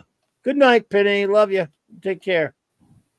Let's see. It says I put the D before the D so it does not look like a hyphen. Just notice that I'm the only one in need to be assimilated. Resistance is futile. We love you. Thank you. And the great chief engineer Mark D with a C says C+. Belana is angry again. Was this idea going around the writers' room again that month? Yeah. I did like the backstory of the crew members of the Malon freighter. Me too. Yeah, it was good. And how they were being taken advantage of by their bosses. The science makes no sense in this episode. You've got a warp capable species that can't get rid of waste. Yeah. That's ridiculous. Is outer space that small? Don't they have a Mr. Fusion?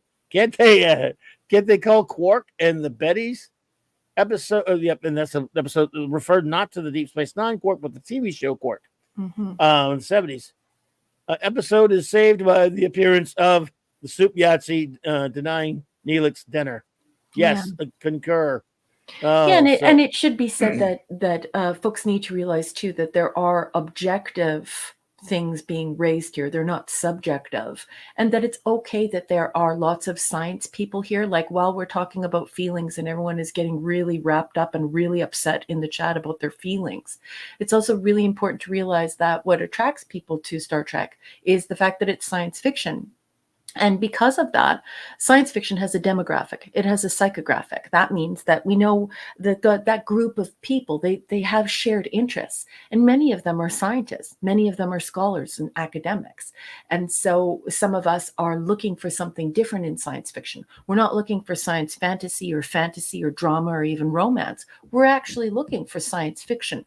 So it's okay for the scientists who are with us and the academics who are with us. It's okay for them to voice that what they're saying is true and that it is objectively ridiculous.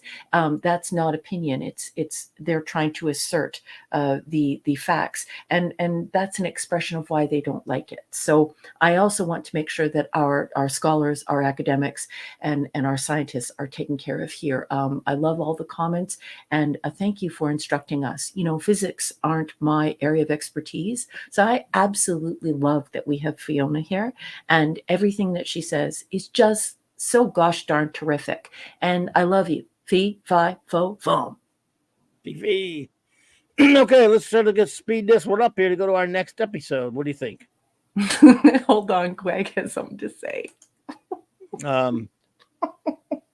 What?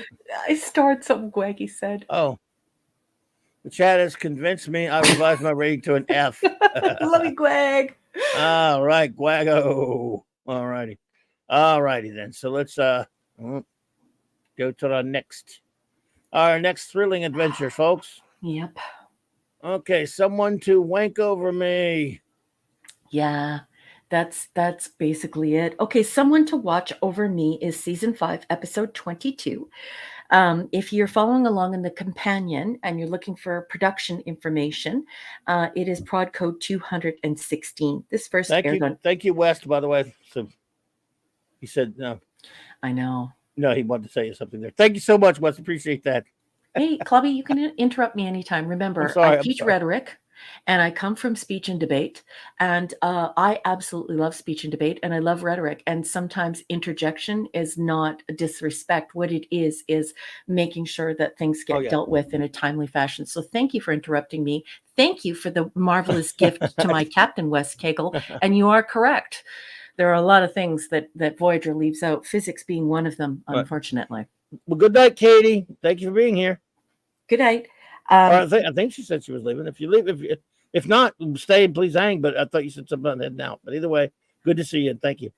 Have a good West, night. don't you worry about the spelling. I'm actually so honored as a teacher, a post-secondary teacher. I don't like to say I'm a teacher because then people say, what grade? Being a post-secondary teacher, I am actually so thrilled and honored that anyone would write anything in our chat, because now there are so many layers of algorithms, and now the AI is trying to guess what we're going to say like 2 or 3 words ahead of what we're trying to say. And so we type it out accurately, we hit enter, and then you look at what came up in the chat and you're like, I did not type that. So I just love you, and don't worry about it, honey. Don't worry about it. Okay, someone to watch over me. This first aired on April 28th, 1999. Let's stay copyright compliant, shall we? I'm going to be reading from wikipedia.org. This is a user-generated encyclopedia, which means, it's like AI-generated GPT chat and all that crap. And it kind of sucks, but it's a good summary if you didn't get a chance to watch the episode. So we're going to read it, and if it's wrong, Clubby and I will correct it, I promise. Captain Catherine Janeway and Tuvok leave the ship as official guests of a nearby colony. Neelix is assigned the task of escorting the colony's guest, Tommen, aboard the ship. Neelix is surprised that Tommen is quick to break the strict orders set by his people to sample everything from food to entertainment that Voyager has to offer. Meanwhile, Tom Paris and B'Elanna Torres become upset after discovering 7 of 9 observing and documenting their romantic interactions. The doctor offers to teach 7 on human courting rituals through an elaborate educational course, including such elements as singing. 7 works her way up from interactions with the holodeck men to eventually ending up on a date with another human crewman. While they attempt to dance, 7's strength strains the crewman's arms, prematurely ending the date. 7 comes to believe that she is unsuitable for dating. The doctor has become somewhat smitten with her, and on a bet with Paris, offers to take her to Tommen's reception. 7's behavior is perfectly appropriate for the event, but upon learning of the doctor's bet, she storms off. The crew finds that Tommen's physiology is unable to handle the synthahol used in drinks and becomes highly intoxicated on the night prior to the return of his elder. On the night, a ship-wide reception is due to take place for him. Okay, you really need to fix that sentence. That's not where the comma goes, and you need to fix that. Neelix works with the doctor and 7 to use 7's Borg nanoprobes to process synthahol. But she gets drunk off of synthahol too, so why would... Anyway. Tommen, though still unsteady on his feet, is collected enough to greet his elder Janeway and Tuvok with Neelix's help in the same regiment he initially arrived with. Okay, this sentence makes no sense. Please stop it. To their surprise, the elder thought that Tommen would have taken time to sample what Voyager had in moderation. Neelix is commended for his duties. Duties, all right. The doctor alone practices wooing 7 in the holodeck. He is interrupted by the real 7. She presents the doctor with an enhanced tricorder as a gift for his help, but admits that she believes there's no suitable mate on board and says she may seek his guidance in the future. The doctor is unable to express his feelings and only tells 7 that the last few days have been unforgettable. She leaves, and the doctor begins to play Someone to Watch Over Me on the piano in one of the hologram simulations of Sandrine's bar.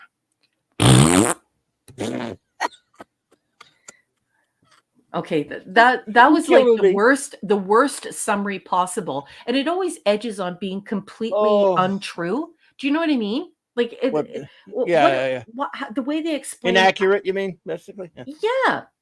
Like Tommen, what's going on with this explanation of Tommen?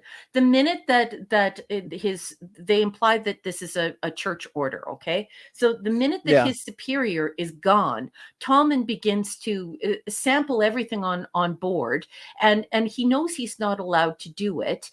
When his superior comes back, I don't know what this person's going on about, but his superior says that it was okay for him to test everything because everything is appropriate in moderation, especially when exposing yourself to a new species. So yeah, anyways, just that's a really bad summary. And like I said, edging on being completely inaccurate. Anyway, go ahead, Clobby. Tell me, what did you think of Someone to Watch Over Me?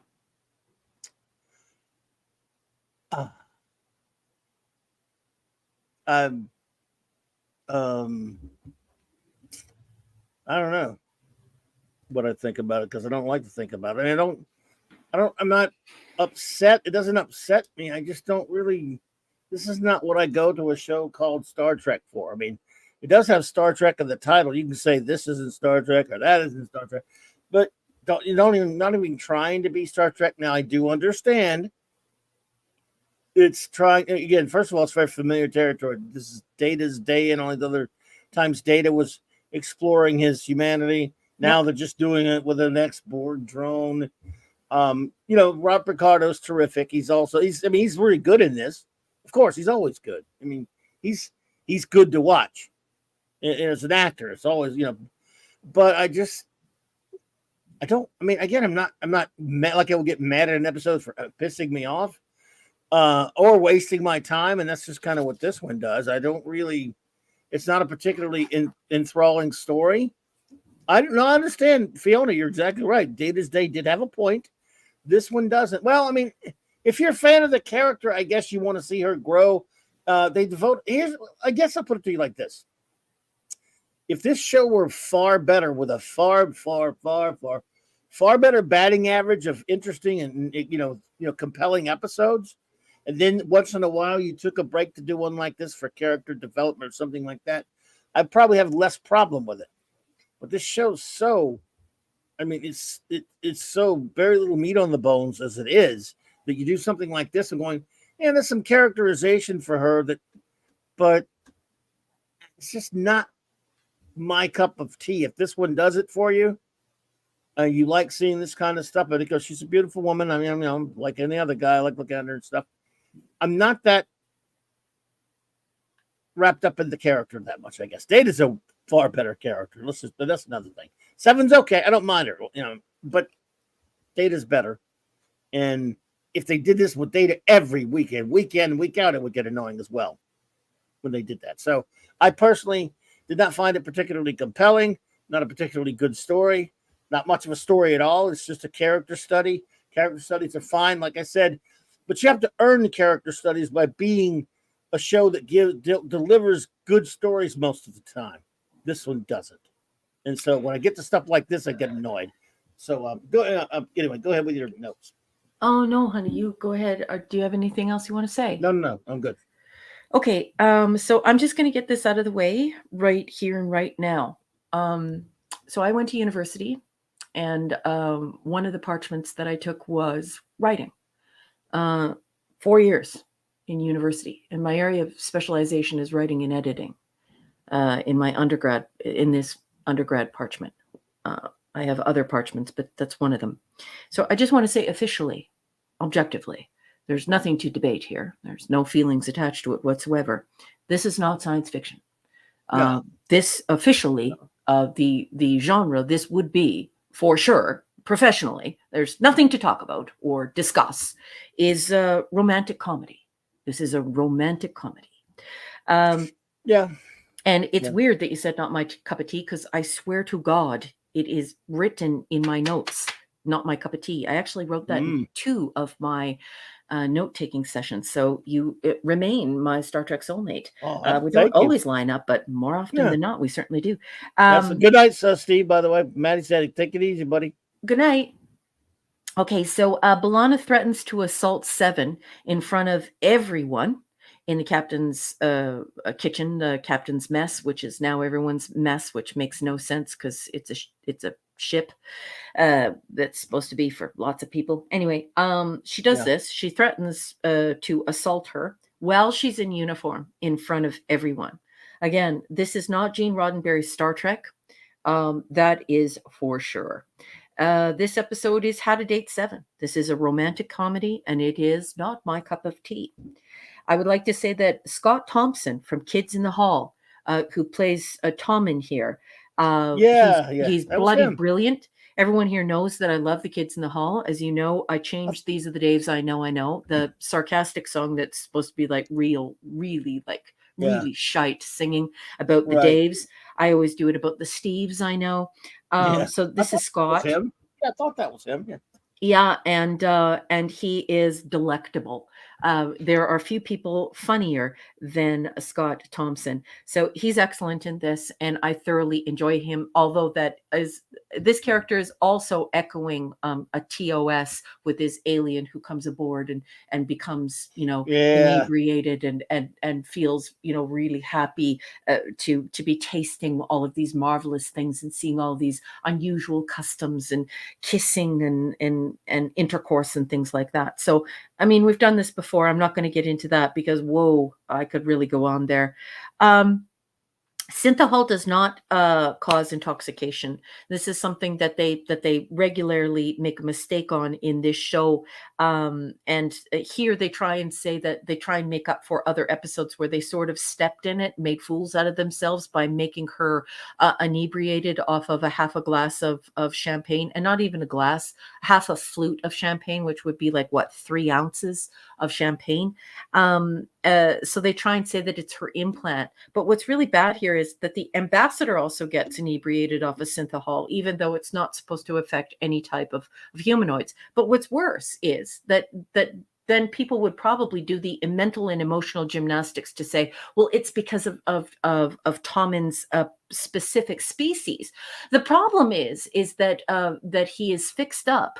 He's fixed up by Seven's Borg nanoprobes, but they've just previously said that was the reason why they screwed up before by saying that she was inebriated by a half a flute of champagne. Now they're using her implants, her Borg implant, to fix this ambassador. So it's complete and utter shite. They're just talking in a circle, nonsense, and you just feel like walking over and just right across the face. I don't advocate for violence, but just like one of those really cool 1940s Hollywood slaps. Like, what are you doing?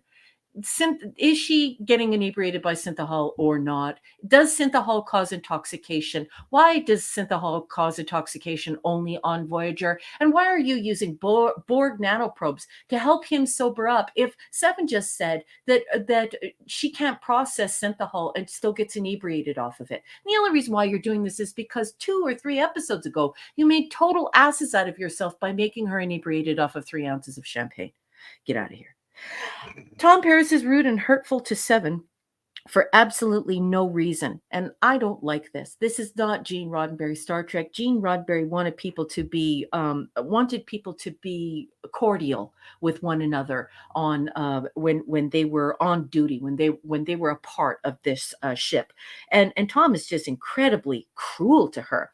A normal person would not mock a colleague or gossip about her to her face, making fun of her, the failure of her date with this guy. So it just makes it's an over-the-top scene. It's over-the-top dialogue. It's not something Gene Roddenberry would like. And I think that Tom is overly cruel to Seven. I would just look that guy in the face and say, you're making fun of my date? How do you even know about my date, you a-hole? It's just, he's just mean for no reason. So we start off with B'Elanna threatening to assault Seven.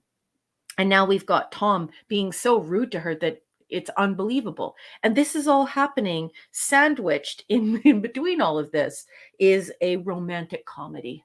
Wow. Yeah. Wow. It's a D-, boss. It's a D-.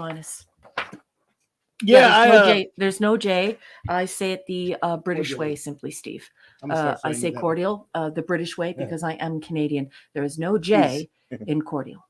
I think he's just goofing around, but yeah, we do end up saying it cordial, but yeah, cordial works for me. You guys, you cuties in the South, you cordial, but yeah, there's no J in that word. Yeah, I give it a D-. Also, I mean, I like I said, I mean, there are way worse ones. It's just there's nothing. They haven't earned the right to do something like this. for me. I just didn't buy into it. But that's enough. Let's get moving. Let's save for time. So, all right, my friends. Now, please, if you would, the word is given. The word is given indeed. So come forth, my dear friends, if any words you may have and ratings you may have about someone to watch over me. And I will bring us some Max Redstone entertainment while number one is getting those. So here we go. Someone to wank over me by the great Max Redstone. Let's see. Can Seven have love without qualm? Will she keep stalking Balana and Tom? Let's get with the quickens, and I'll make like Slim Pickens. Just eject me, I'll ride down with the bomb. Oh my goodness. Man, Dr. Strangelove quote for the win, buddy. I mean, reference it is for the win. Not quote, but reference. Dude, fantasticness. All right, Tomo. Maxo. You rock, buddy. All right, so let's see what we've got up in you already. Katie, who I think had to run, but said she's watching it again now. But she said I'm on the scene when Seven dancing with the doctor. The music, the lighting, just a sweet scene. Great episode, solid a bittersweet story of unrequited love. Poor old Doc. Why are they going to break his holographic heart? No? Okay. Brogu says, D- also. Okie dokie, Brogu from my hometown, buddy. Wes Cagle says, A+++. Poor Wes. This girl, I can't wait to see this one. This grade in no way is a sign that I've been taken hostage and now have a gun to my head to force me to say positive things about Voyager. This is the best Star Trek series ever. Hope!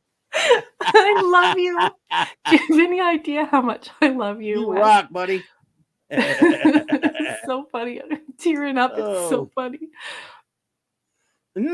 Says, wow. F.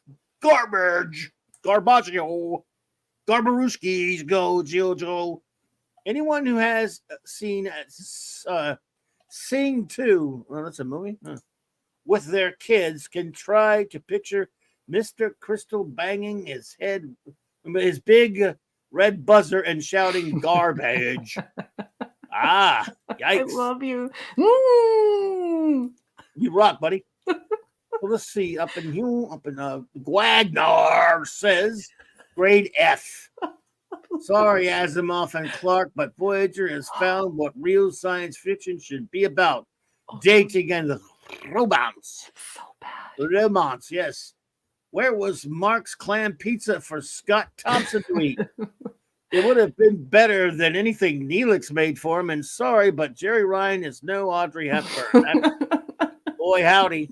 I mean, she love you, Greg.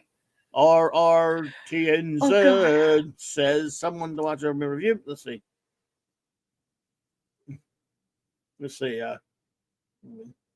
More like, do holograms dream of shapely Borg? About time for an all about 7 ep. Complete nonsense, but Picardo's charm carries it. We all knew where it was going B-.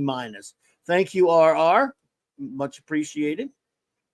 Lasher says A, one of my favorites.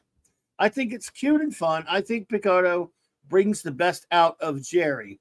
The crush thing at the end is a bad idea, but other than that, they have a good chemistry. You talk about doesn't that go away? I can't remember. The doctor has like the crush on her or whatever. So it drops. Oh, everything. Okay. But Lisa says B. As Borg, I'm sure Seven knows of romantic bestiary? Bestiary? I'm not sure what that bestiary knows of romantic bestiary. Fun doctor montage. a fun Dr. Montage, okay? But the psychology, a soft science of a logic drone putting knowledge into practice was endearing. Think Tom won the bet. Think Tom won the bet. Date ended early. Thank you so much. Thank you so much, Lisa. Boss man, you are not Yes. going to believe who just walked through the door. A Beautiful woman everyone loves. Yes. Cassandra Beacom is in here right Oh now. my. She's in the room. Oh my. Oh my goodness. I dropped my pen. Good evening, beautiful lady. Cassandra. She left a comment too, and I started for you. You can get to it when you see it in the lineup. All right. Let's see. I will get to it as soon as possible, Cassandra. Thank you. Where Shooter says C-. I never got the alien cultures that have overly complicated ritualistic societies. Yeah, that kind of gets on my nerves sometimes, especially spacefaring races. Anyway, they seem rather primitive socially for an advanced culture. We're on the same page there. Shoot, I was kind of, I don't know. I'm like you. I never got it. Was or at least not too into it. Was that a picture of sperm and the egg from Look Who's Talking? I don't know. An episode about dating? Sure, that's a worthy science fiction topic. Oh, Shooter. Oh, you ain't totally kidding. Agree, Shoot. It wasn't difficult to watch, even if it wasn't the most engaging episode. The drunk ambassador story was over the top. That was the best part. To give the kids, at least that was kind of mildly amusing. Scott Thompson. They could have made half the episode about him. If you're going to try to be frivolous, at least be funny. Yeah. Classic Comics says, grade C+. A 7-centered episode, but then aren't they all at this point? Boy, is that for sure, buddy. You ain't kidding. You ain't kidding, sir. Can I interject to just say that I guess he's actually talked about that in interviews because people have called him on it. People have said, well, then all of a sudden everything that it became the 7 show. And so there are a couple of interviews out there in the world that he gave about just that. So you mean he as in Braga? Yeah. Okay. Yeah. Sorry. I always talk to people like they're Trekkies, like they know what I'm talking about, but I shouldn't say his name. Well, I assume it was Braga, but you said he. Yeah. Sorry about that, Clobby. No problemo. You will live. 7, learning more about human interactions is a decent idea, but this sort of thing has been done before. Boy, hasn't it ever with Data. And done better in Star Trek. Absolutely. The B plot is another snooze fest. Neelix minces his way through another subplot where he plays the role of genial host, and it's more tedious than entertaining as usual. Yeah.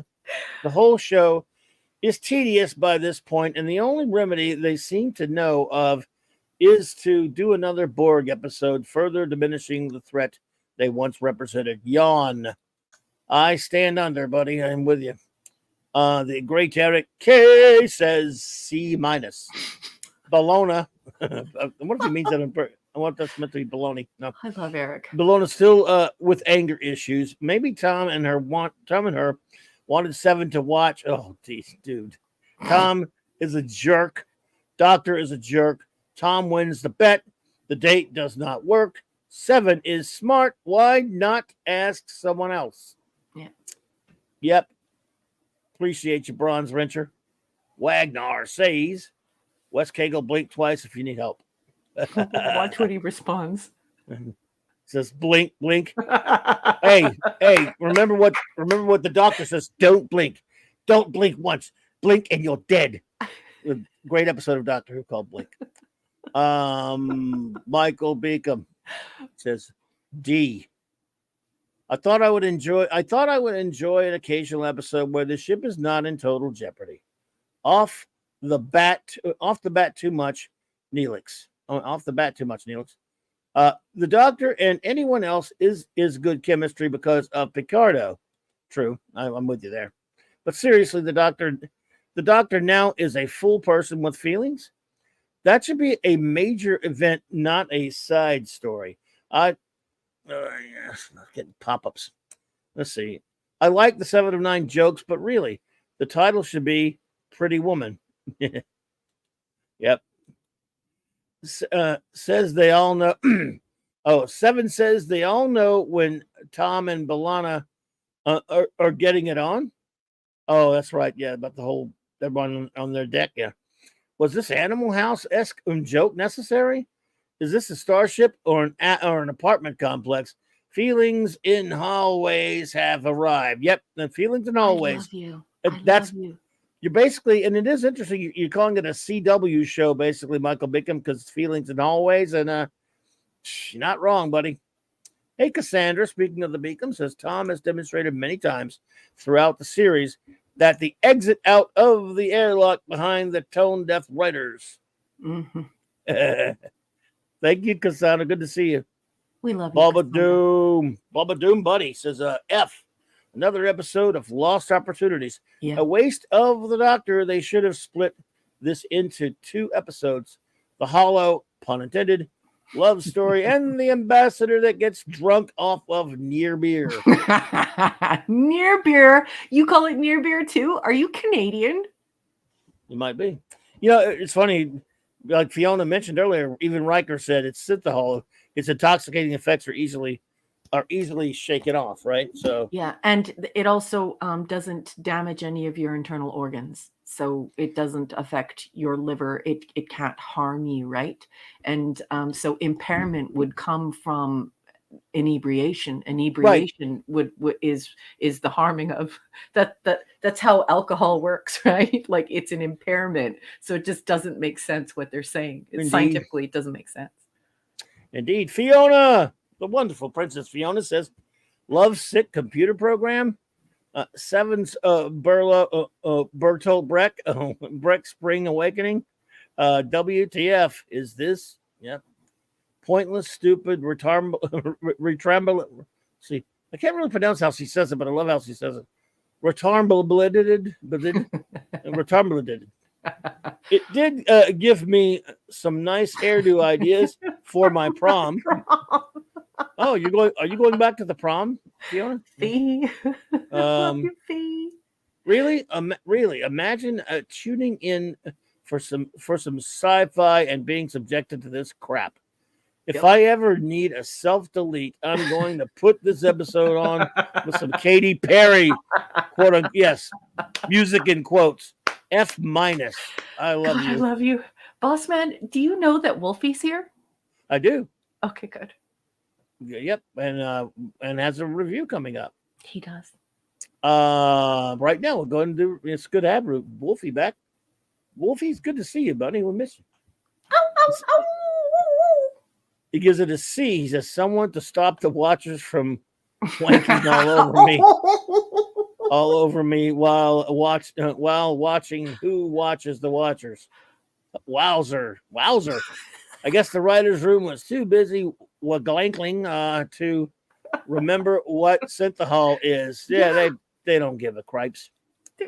Why they don't care? So why should we? Yeah. The great Scuba Pete says D-. Space Tinder. I'm swiping left. Good to see you, buddy. Oh God. Oh man, simply Steve. Mark D doesn't have a review yet. He must hate that episode. Anyway, funny. F rating alt title, something to wash it out of me. Oh wow. 7, a voyeur aboard Voyager. Ew. Doc attempts to help rid her of her addiction to no avail. Need Neelix's nectar to wash my eyes. Wow, you old rascal, you. The great Eric. Mark was saying that the cast and crew were comparing this episode to Casablanca, and what is going to have a brain aneurysm because of it. He's like comparing this to Casablanca. Are you kidding me? Oh. Anyway. Eric K, thank you for the super chat, buddy. He says, my Balana has a first name.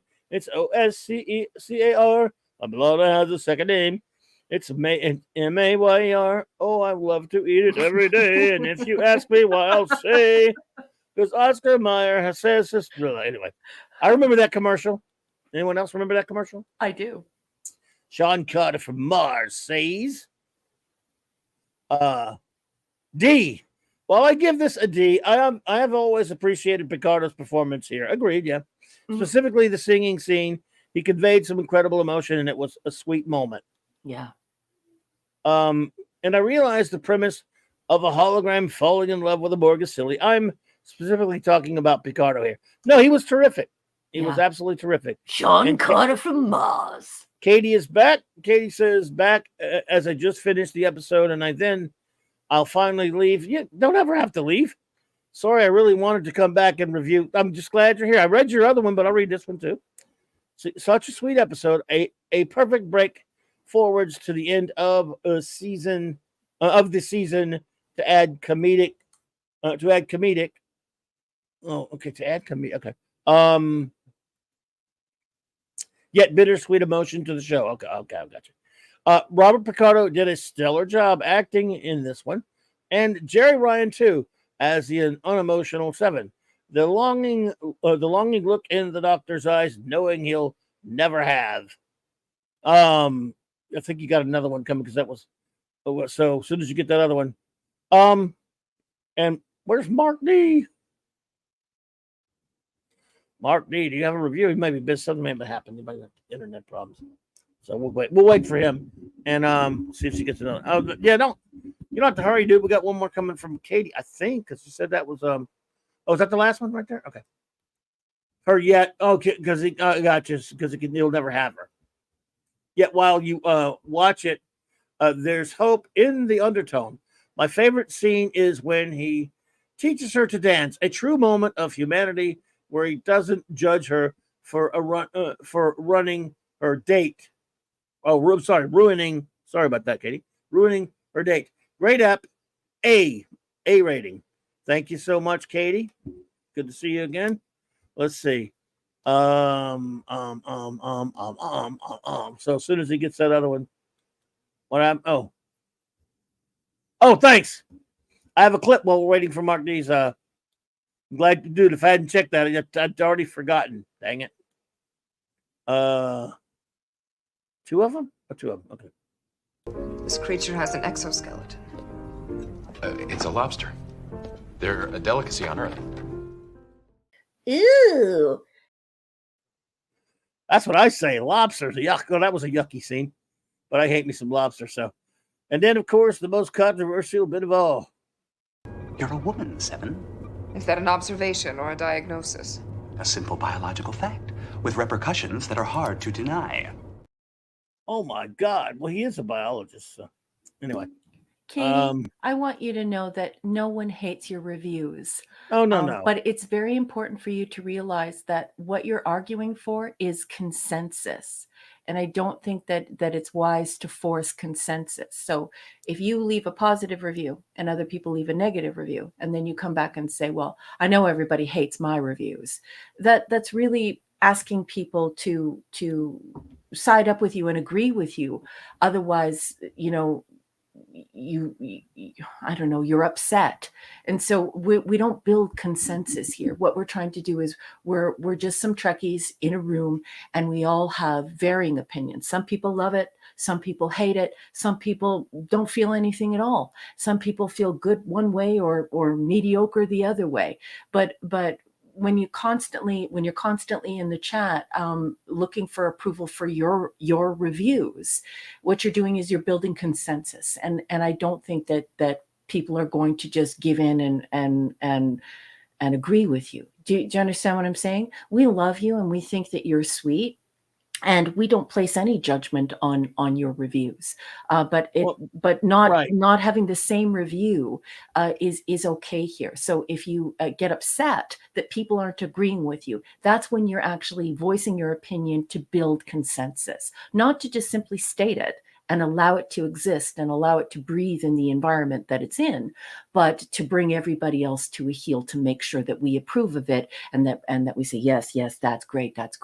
And that's different than giving your review. That's coming in and demanding consensus. And I don't think that's going to happen, but that doesn't mean we don't love you. We love you. Yep. And you can't say, oh, everybody hates my reviews. No, that's not true. It's just not true, sweetheart. But what you're asking for is absolute consensus, and that's not a rational thing to expect in a room full of people. Katie, you're not even the only one that liked the episode. And I just want to let you know, no, I love having you here. I love having your review. No, not only do we not hate your reviews, I love that we have different opinions here. So you're always welcome here as long as you would like to be here. Remember, we told you that way before we started reviewing Voyager. Yeah. We hoped you would come hang out with us. And so, and look, here's the only thing I would contest. Not only that, you said there's a lot of hate in the comments. There's no hatred in the comments. No. I know you laugh. No, because we like well, it's like Glagnar says. He says, I may hate the episodes, but not people's reviews. Yeah. So I want you to feel welcome here.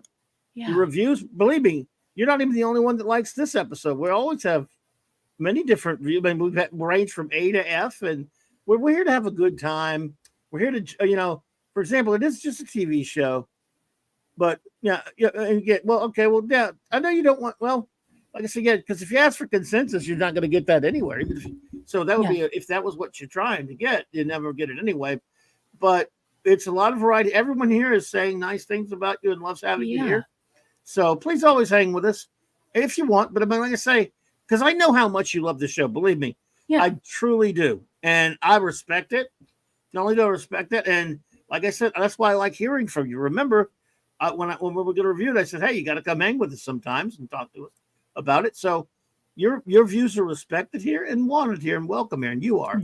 But I don't. It could be something I love, and everybody was trashing it. I would just laugh. It doesn't bother me.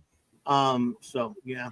But it's important to acknowledge that what I'm saying to you is not meant to hurt you, and it's not, and it wasn't a question. When you go, rhetorically speaking, when you walk into a conversation and you say, "I love this," and then other people say, "Well, I didn't like it," and their comments are directed towards us, but you're directing your comments towards the chat, and then you start to say, everybody hates what I say here.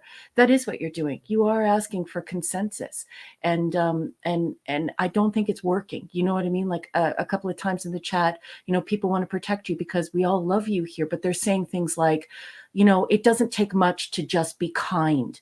And I want everyone here to be aware that when Princess Fiona leaves a review up, she's not looking for anyone to pat her on the back or agree with her. She just leaves it up there. When Michael Beacom makes a comment, he just leaves it up there. If you come here and you make a comment and then you start chastising people in the chat because they're not agreeing with you, no matter how sweet and kind you are, no matter how much everyone loves you, that is what you're doing. Saying, it doesn't take much to be kind. Everybody hates what I'm saying. What you're doing rhetorically is you're saying, when I come in here, I want my reviews to be praised and I want people to agree with me or I won't feel welcome. And I don't think that's a fair conversational tool. I just don't. And the constant remarks in the chat about how other people aren't being kind, I would counter that it's not very nice to do that to them because they're not expecting that. They don't go in there and say, why aren't you siding with me? Instead, they just have this constant barrage of being told that they're not nice people, and I'm not big on that. If you make yourself into a victim and then make people feel sorry for you, I think you're a beautiful person. I've known you for a number of years now, and I definitely took your side when you were being picked on. So I don't think you're being quite fair here. It's okay for scientists to join us. It's okay for academics and scholars to join us, and it's okay for them to say what they want to say. And constantly saying that they're not nice and that they hate what you're saying is not good for the chat. It's just not. I'm sorry. Hey, Dr. Bob's Nightmare, welcome. Look, so as you can see, we're going to get on with our reviews, but as you can see, Katie, by the outpouring of love in the chat, everyone, whether they agree with you or not, loved your chat. And now you said, you're correct when you say there was negative in the sense there were negative reviews, meaning in the strictest sense of the term that someone doesn't like an episode. Like, in other words, if someone you can give an episode a positive review or a negative review, of course. However, as far as there's no real actual like negativity in the sense that, like, say if I go off and give an episode an F and just really make fun of it and say it's horrible, the review is negative of the episode. But if we're all doing it in good fun and doing it in a conversational way, it's still a positive exercise because we're talking about something that we're interested in. if you see what I'm saying. So again, we're glad to have you here. We're going to move on, but everyone in this chat is telling you we're happy to have you here, and your reviews are always welcome. And I hope you'll always stay with us. Let's see. We're going to get on to move it up a little bit. Joe Dog asked a question. Well, he says, Club, who's your favorite Star Trek character? Mine is Worf and Riker. Mine is Kirk, Spock, McCoy. They're all one character to me. And Bubba Doom said, Katie, I like your reviews. I may not agree with them, but I do get a kick out of how you enjoy the show. Oh, your passion for the show is definitely infectious. No question about it. Mm-hmm. All right, here's our final review in this episode, folks. Mark D with a C. Chief Engineer says C-. How could Chapman order the lobster on a first date? What a moron. No wonder he is single. No wonder he is single. Picard is great. Oh, Picardo. Sorry, no, Picard's not great. Picardo is great, and the episode is mostly harmless. Let's see here. But the B plot of Seven seeking romance would have worked. I thought the other one was the B plot. B plot of Seven seeking romance would have worked better if the A plot had been decent sci-fi. Please, no more singing "You're My Sunshine." No sunshine. You make me happy when I am blue. Oh, yeah. And look, never stop loving it, Katie. Yeah. So, and I won't stop loving you. So, all right. Well, we're ready for our next episode. We are. Yeah. And as long my thing about all this kind of stuff is if you're giving me an opinion on something, as long as you're being honest, hate it, love it, blah, in the middle. If you're telling me your honest opinion, that's all that matters to me. Yeah. Don't sugarcoat it if you hate it. And if you love it, then just bounce off the walls and how much you love it. So here we go. Yeah. And there are 735 iterations of Star Trek. So, Yes. You can't love it all and you can't hate it all if you're a Trekkie. And you're going to have some mixture there. So, yeah, let's just get to it, folks. There are a lot of feelings, and we really have to move on from the feelings. Let's go. 1159 is season 5, episode 23, production code 217. This first aired on May 5th, 1999. I'm going to be reading extemporaneously from wikipedia.org, the article entitled 1159 Star Trek Voyager. Here's the plot. As created by Chat GPT or a whole bunch of people just splattering it in there. Splattering. Do you like how I said splattering? Neelix. Very appropriate. Neelix becomes interested in Earth history, spurring research about an ancestor of Captain Janeway named Shannon O'Donnell, who was alive at the turn of the 21st century and whom Janeway believes single-handedly fought to complete the Millennium Gate Tower project in 2000 and would later be a part of the NASA mission to Mars. Neelix, prompted by Janeway, proceeds to track down further information on Shannon. Neelix and 7 of 9 discover that Janeway's information was incorrect. Shannon was a traveler who happened to have her car break down in a small town of Portage Creek in Indiana, where the Millennium Gate was built. Set on December 27th, 2000.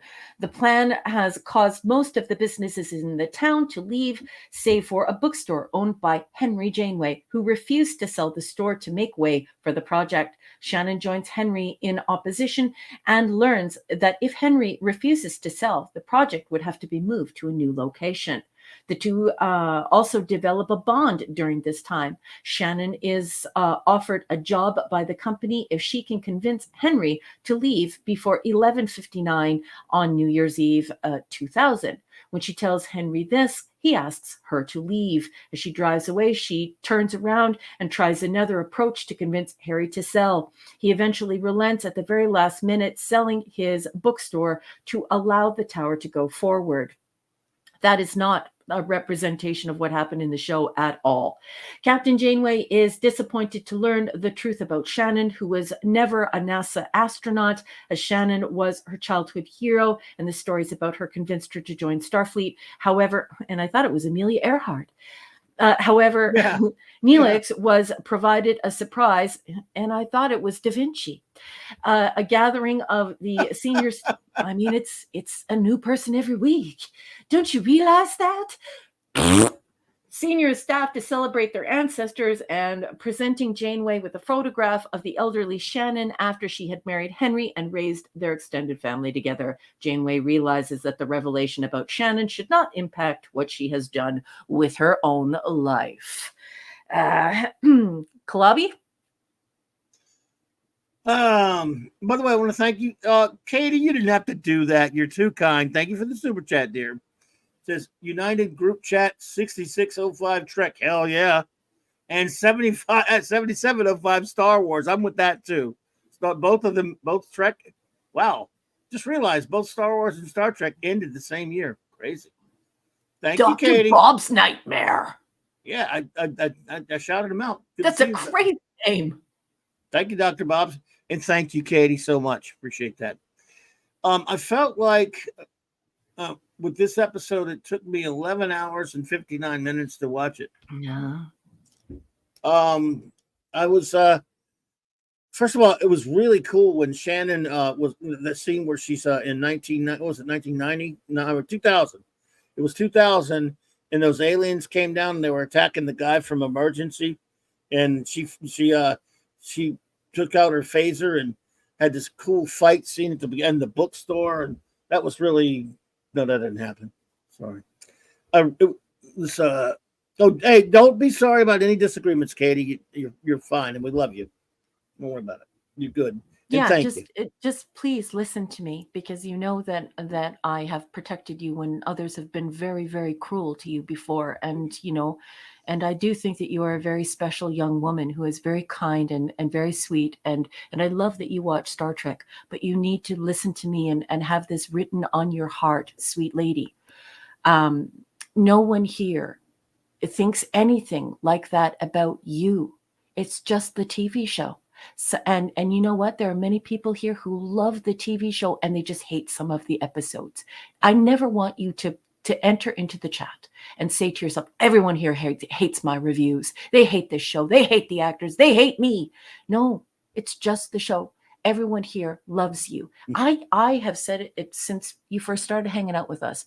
What a delight, what an honor and a privilege to have a beautiful young woman like you hanging around with a bunch of old fogies talking about Star Trek. You're the best, baby. But don't ever think that you have to build consensus here. You just stand up proud and you say what you think.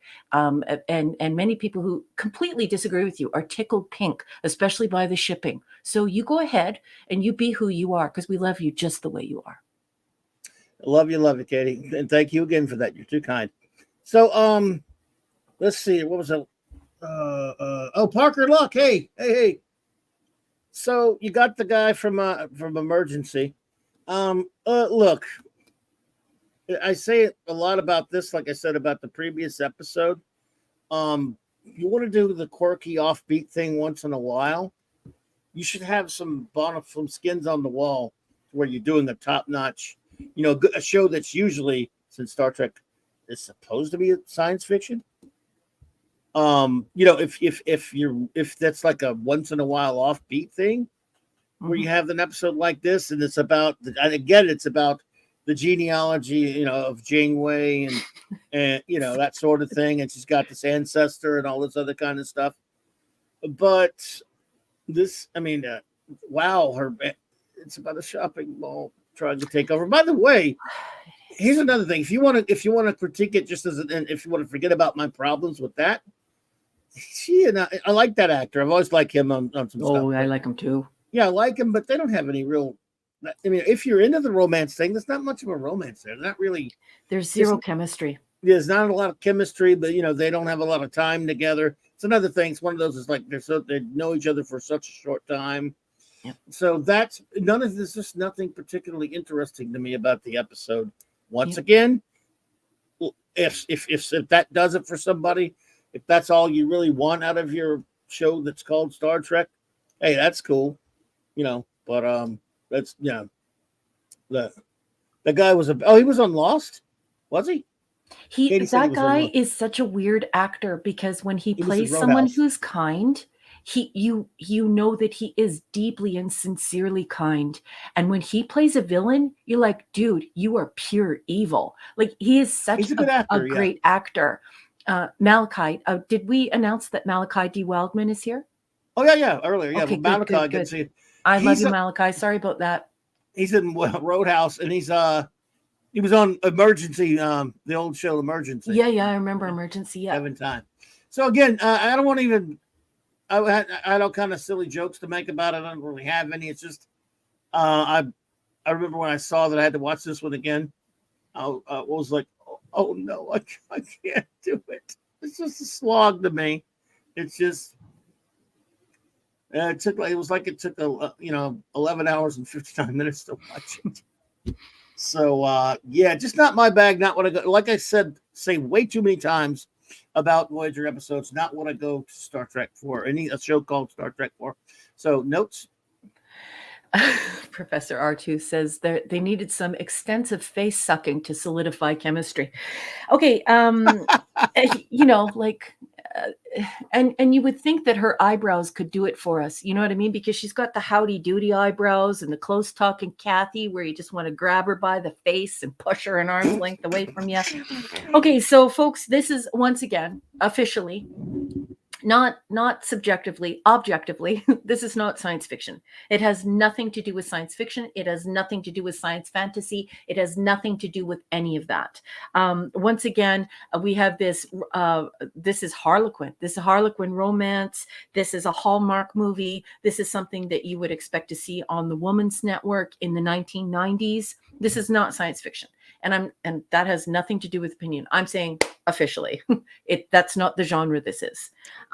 It's not even science fantasy. This is a modern drama about a small business versus the mighty 1990s shopping mall. And the only thing sciencey about it is that this one has some sort of fancy needle that they never unpack and tell us about. And I wrote, this is a Hallmark movie, has nothing to do with Star Trek. This has nothing to do with science fiction. This has nothing to do with science fantasy. And then I put, this is not my cup of tea.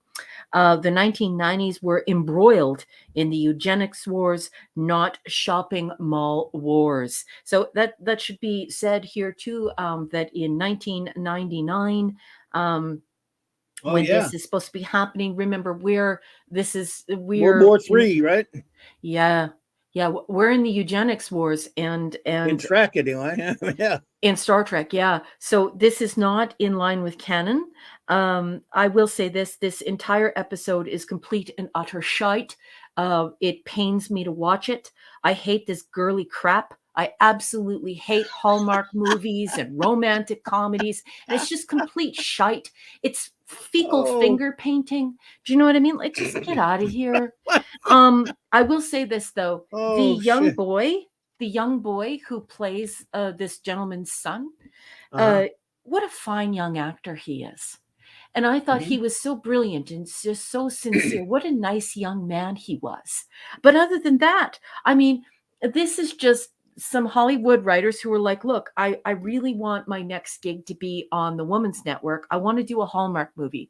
I have to get in on the Harlequin romance gig.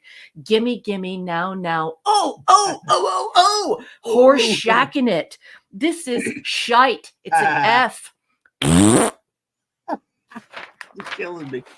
See, that's the only reason I'll tell anybody, even whether we dog an episode or not, we're not negative. We're having a good time laughing. You kill me.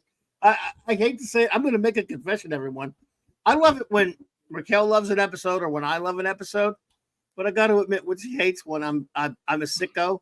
But it's so funny, I can't help it. It makes me laugh. We're all here for good fun, folks. So, you're killing me. Yeah, I give it an F. So I just don't. I mean, yeah. Granted, I'll never need to watch it again. That's fine.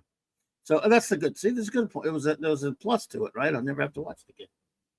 But so all right, everybody, I'm ready for your what do you call them? Reviews, right? The reviews. Okay, so I will give. agree with you, sweetheart, but I think it's because what we were talking about earlier. Sorry about that. I think we started talking at the same time. There's a bit of a delay here. Sorry about that, Clobby. That's all right. Katie, you were dead to right on that. Like, it's so hard to read that actor because he has played such a horrible, horrible bad guy before. And then in some things, he's like this super nice guy. And you're like, what am I getting this time? The psycho killer or like the super nice guy? So yeah, he's hard to read. I don't blame you there. Yes, indeed. Well, number one is starring your comments. Oh, I forgot to tell you one thing, everybody. The word is given. Yes. Oh, and again, Captain. Happy birthday. All right, so all right, everybody. Time When for Boss some Man, Kay Yes. Roberts just walked through the door. Hey, You Kay should know. Roberts. Welcome. Greetings. Evening, Kay Okay. Roberts. Good to see you. Time for some Max Redstone entertainment, folks. Another Maximum masterful- Redstone. Some Max lyrics. Okay, the episode 1159 by Max Redstone. Here we go. The Y2K was a mess excuse me, start over. Okay, Y2K was a mess as I recall. Would society end at the drop of a ball? So was Critical Kathy's hero really that much of a zero to get Henry's bookstore to move to a mall? Whoa, great stuff. Another thing, though, that stupid episode of DS9 with the Bell Riots, which I hate. You know what I'm talking about? The past tense. Yes, yes. That also screws over the eugenics wars. Yeah. Really? I mean, they don't say it. They don't come out and say it, but No. yeah, it's. But it's yeah, nincompoopy. It is. Yeah, it sucks. I hate It's that episode. nincompoopy. And Brogu, I love you. You know, I have a radio style microphone in my office. So it's on a big radial arm. And it has a giant screen over it. And so yeah, it's good. Yeah. Brogu, the first time that I did the raspberry, I 100% just thought it was just going to be like a one-time thing. Then everyone was like, do the raspberry, do the raspberry. So now I'm stuck with it and I'm going to need a new screen. Love you, Brogu. We'll start out with our reviews. Actually, I think Lisa had a statement or a question. She said, Clobby and RM, I need clarity. Is hard science, astronomy, physics, biology meant to explore soft science, psychology, political science, sociology, or sci-fi meant for soft science to further hard science? What do you think? Well, I think that it's really simple. I think that lots of science fiction people argue over what is science fiction and what isn't science fiction, what's hard science fiction, what's soft science fiction. For me, I make no distinction. I appreciate and understand that Gene Roddenberry wanted Star Trek to be hard science fiction. Yeah. And that's the extreme. It's the cerebral. If you're thinking about that, you have to start thinking about things like Foundation by Isaac Asimov. But the most important thing for people to understand the fidelity of one genre, because remember, the collapse of genre, the conflation of genre is only to the benefit of the corporation. It's not to the benefit of the viewer, right? And it makes writing sloppy. So here's the best yardstick for me. And many science fiction authors and scholars agree. Science fiction should be about technology, innovation, space, medical development, the fact that we might not be alone in the universe. But there's one thing that stands out. It's plausible. It's not only is it plausible, but it inspires futurism. So scientists, it starts massaging the brains of scientists and academics and world thinkers. And so it's plausible. And that's very important. When we get into science fantasy, that's when we start off with this sciencey environment, but we turn to the supernatural, we turn to the magical, we turn to the completely implausible. And that's why at the outset of Star Trek Voyager, I said to everyone, try not to judge this show too harshly because it ventures into science fantasy, and that's okay. The problem is that Voyager does way more than just venture into science fantasy. Science fantasy is cool by me. Yeah. Like science fantasy, when you think science fantasy, I want you to think of like comic book heroes, like what Sure, they do sure. with like Captain America and things like that. But Right. where Voyager really goes off the rails is it does a lot of romantic comedy. It does a lot of thriller and horror. And most of the science is not science at all. It's just garbage. And so it's not just about hard science or soft science. It's about the fact that we have to just call it science fantasy because that's what it is. But then once it veers off of that and becomes something completely something else, then we have to acknowledge that as well. Like Clobby says, if you look at most of the people who have been involved in writing this, and he said this like 3 or 4 years ago when we were talking about the different iterations of Star Trek. So look at the people who wrote the later iterations of Star Trek. They're all drama people. They're all people who write drama. They're not people who write science fiction. And science fiction, unfortunately, it requires a great deal of research. That's why it's a teeny tiny genre that's mostly unprofitable, and mostly nerds love it because they open it up. And like when you're reading an Andy Weir novel, like Project Hail Mary, or you're reading The Martian, it has actual engineering and physics in it that he's tested and researched. And then other experts have come along and said, "Oh wow, Andy Weir nailed the science here. This is really good. This is it's not possible yet, but this is good. This is a great conversation." And that's when you know you're dealing with science fiction. So I hope that clears it up. Roddenberry shopped that Bible out to science fiction writers, and this people who write those later the '90s iterations, worked on Three's Company and L.A. Law and Hill Street Blues and all those other shows. It doesn't make them bad writers as much as just makes they're not really science fiction writers. Yeah, it's true. In many cases. So let's see here. Katie says, "It's an A for me, but Henry Janeway's a little creepy." Whoa, what? I agree with her. You never know what you're going to get with that guy. Yeah, he's he's different, isn't he? And I like that actor too, but he's like, I don't know, because first of all, actually, let's talk about him. The only thing because an episode of anything should make you think a little bit, right? You know what I was thinking the whole time, but other than please God, someone shoot me in the face because this episode's boring, was him in the sense that I'm like, wait a minute, you know what? The whole town, is, you're basically going to put the whole town out of work and put them, with your selfish idiocy. I disagreed with him, but I totally agreed with him because he said that the bookstore had been in his family for generation after generation after generation. But then at the end, he well, I got a girl now. I'll dump this place. Let's get out of here. It's like, what? Yeah, I understand he wanted to keep it on kind of stuff, but he's the selfish. All the rest of the people, they probably didn't like having to pull up roots either. But I mean, they were moving with the times, feed their families. Okay, let's see.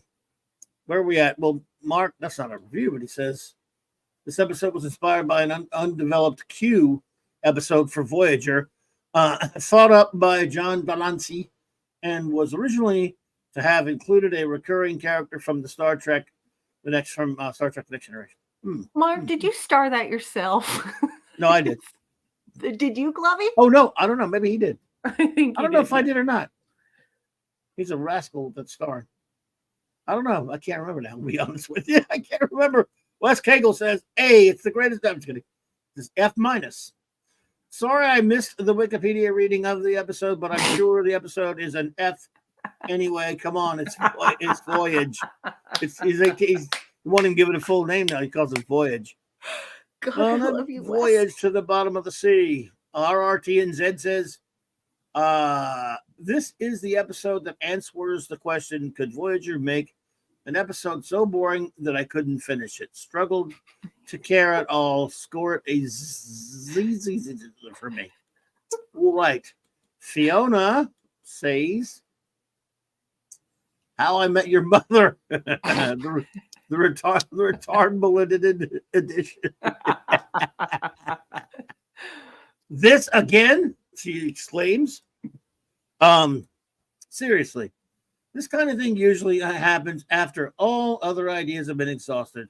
I think this one will be my self-defense episode, self-delete episode. Sorry, ooh, delete. Ooh, that's scary. Yikes! Dang, Fiona. So let's see. I know she's got another one. Oh, there. Wait down here. Okay. All right.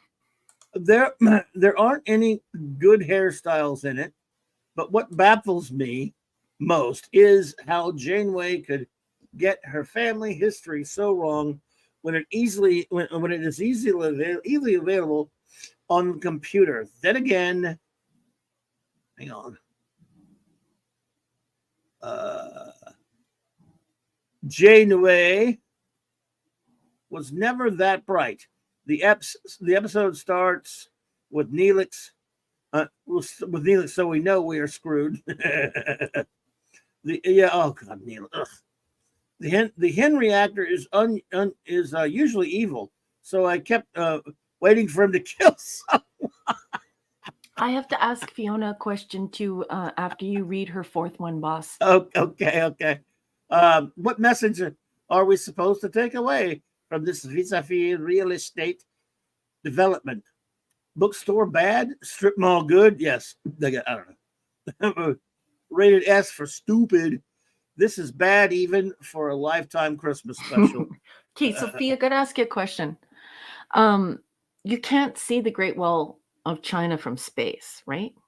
And they say that in this episode, but then they say later that you can see that needle that they make from space. Right. So Millennium. I just want to confirm, because my areas of expertise are like social science, communications and technology, and linguistics, like communication historiography and sociology. I'm not an expert in this. So am I correct? You cannot see the Great Wall of China from space? Because I was it right there. Look, where addendum: the government would have simply eminent domains for the bookstore. Yes. Also, a tower like that would need to be on the equator. Okay. All right. Interesting. Yeah, so Indeed. Thank you, Fiona. yeah, okay. I just needed to make sure, Fee, and thank you for that. You the best. Yeah. Thank you, Fee. Classic Comics says D minus like chronotons through the hourglass. So are the days of our lives. Hoo boy. I retract my previous complaint. Can the board just invade something, please? Thank you. Classic Comics. Thank you. Man, I'm so there with you. Oh, good Lord. I was praying for Packlids or something. Don't care about Janeway's ancestor. There's no chemistry between her and this guy. No. Or maybe there is. Who cares? The discovery that her ancestor isn't this heroic figure she imagined is a nice twist, but it's not enough to elevate this episode beyond banal. When you reach the point where you'd prefer to watch Kate Mulgrew and reruns of Mrs. Columbo, you know it's bad. Well said, CC. Yeah, about this conversation developing in the chat about this question that I've asked. This is exactly what I'm talking about. Like when you read classics, a lot of the time there are footnotes, and so you're looking things up, and you're constantly learning when you're reading classics. You're learning new language, you're learning new terminology. There's a lot of historical references and things like that. So with science fiction, that's one thing that it should do, right? It should inspire you. It should have enough science in it that it may inspire you to go look things up, and so that's one of those things where you're like, I don't think that's right. Anyway. Wagner says grade F at title as 11:59 was about how long into the episode I got before I turned it off. For the first time. Definitely an episode created to save money for the season finale. Yeah, it had to be a cheapo, huh? Yeah, I'm sure it was. Oh, I'm seeing his number one. I don't see a second. What? I see a third, a fourth. What's the timestamp on the fifth. first one? It is 11:23, so 10:23 to you. Okay. We'll get back to that gwag, and I'll go do another one while number one takes a look for that. Okay. Dr. Bob's Nightmare says, if 7 has on the cat suit, I give it 2 thumbs up. Well, Frank's 2 isn't here. I can respect that, Dr. Bob's. Thank you. So It's not here. Oh, It's not Gwagnar, here. you must have been a naughty boy because you're. I'm kidding. Okay, but you're allowed to be as naughty as you yes, want. exactly. Gwaggy. But your number 2 got torchy because if you look at the store, Yeah. take a look at the store. It's not that starred. It's not there. Yeah, babe, it's not here. So, Gwag, if you could put your second comment in there, or if you want me to just read it without it, let me know. Weird. That's Lisa- weird. I hate it when they vaporize our stuff, like especially Sucks. because our crew, like we're so tame. We're so AM radio here. Let's see. Okay, Lisa. Well, we'll get Gwag. See if you can get on that. We'll get to. Well, if you just make the decide if you want us to do a number 2 again, not that kind of number 2 that this episode is, or anyway, or let us know. We can just read the ones we have. It's up to you. Lisa says C. She gives it a C.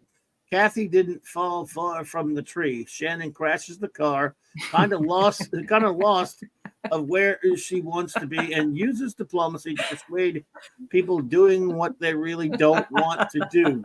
History does repeat itself. Wow. That is a terrific review. Excellent. It's very funny. Excellent, Lisa. RT and Z, thank you for the super chats. Alan Moore would have switched it off 35 minutes ago. Hey, nice Watchmen reference. I see what you did there. Hey, do it. Oh man, let's see. The full quote would be, was it Dan, I'm not a Republic serial villain. I did it 35 minutes ago. Quoting Watchmen. Well done, RR. And he knew I would get it too. He's that good. Lasher says B. They clearly pulled from the 80s sitcoms where everyone is sitting around talking and messed it with "You've got email." Tom Hanks did it better, but whatever. I liked it. Oh, Okie dokie. Thank okay. you, Lasher. That's cool. yeah, Gwag, try again, please. If you want to give that your second, No, he's going to put up number 2 here, I think. so to speak. Yep. Yeah. Scuba Pete gives it a C+. He likes the Hallmark Channel. Shannon sent from her big city job in Chicago to force a sale of the dusty old bookstore. It's Christmas. Will Shannon find love before 11:59? Will we ever know what's the Millennial Gate? No, we never will. Voya Mark. Yeah, good point. We'll never really know what the Millennium Gate is. They won't tell us. So Yeah. they don't tell you what it is. I mean, how can you can't even be that interesting. Yeah, Okay. they never unpack what it is. Okay, so I got first, it. you got Gwag, and then Princess Fiona answered my question. Okay, well, And Gwag, it went through, sweetheart. We got you covered. We're going to do the whole thing right now. Thank you. Here's Sorry the about that, question. Gwag. Raquel, to be visible from the low Earth orbit, to the naked eye with 20/20 vision, a structure would have to have its smallest dimension to be at least 150 meters, 1 arc a minute. God, I love having a physicist here. You I rock. don't know how we ever attracted you here, but I love you. Please don't ever go. Love you are Fiona. my heart, you giant nerd. I love you. I think she just likes making old men like me feel stupid by how smart she is. She's the best. That's her hobby. She likes to make, love you, Fiona. Thank you. Wagner. We'll start back with him. I'll start over. Grade F. App title 11:59 was about how long into the episode I got before I turned it off for the first time. Definitely an episode created to save money for this season finale. All right. Let's see. Let's listen. Oh, wow. And what? Go ahead. No, go ahead. No, keep going. Okay. All right. I think there may have been some science fiction in this episode. I'm sure one of the books in the bookstore might have contained some. Yeah. Yes. That's a good point. Plenty of science fiction in this episode in that way. It was amazing what they came up with only the limited resources of Voyager's data banks. Right? I guess Janeway was never interested enough in her hero to do this search when she had the entire Federation Alpha Quadrant databases at her disposal. Yeah. Good point, Greg. Good point. Another salient point. Sorry, but not what I am looking for in a Star Trek episode. No. By the way, the Earth really recovered fast from the eugenics war. Right? Yeah, that's what I said. I think they just ignore it. Like they do a lot of stuff to jackasses. They pretend like it didn't happen. Love you, Greg. That was an awesome review. Yep. No shit. Another one. Yeah. Raquel, this barely space and assumes before visibility and reasonable contrast and reflectively. It would need to be much bigger for real outer space. 150 meters, 1 arc per minute. I love you. Thank you for teaching me. I love that you were here to teach me. It's just, I cannot tell you how much I love having you here. Eric K gives it a C. This is getting way higher ratings than I thought it would get, to be honest. Me too. He gives it a C. Said, I thought Captain Bangway was a clone of Grandma Bangway most of the episode. Stupid. It is stupid it took others to point out that Grandma Bangway is amazing, as well as her to see it respect the family. Yeah. Wow. Weird. Thee, I hear you. I'm I have all this knowledge in my own discipline, but when I'm in another discipline, I just immediately submit myself to the experts. Yep, that's the way you do it. That's an intelligent person knows when what they don't know, right? Yeah, and the more you learn, the more you realize you don't know anything at all. Boy, howdy. You have so much more to learn. The more you learn, the more you realize that. You're like, nope, I don't know anything at all. The way it works. Michael Beacom says, D. Basically, huh? I know other non-sci-fi show writers reuse scripts they originally wrote for other shows. That's the only thing I can think of here. But you cannot do that for science fiction. So really, I cannot rate it, and without withdraw my D, because I honestly didn't see any episode of Voyager here whatsoever.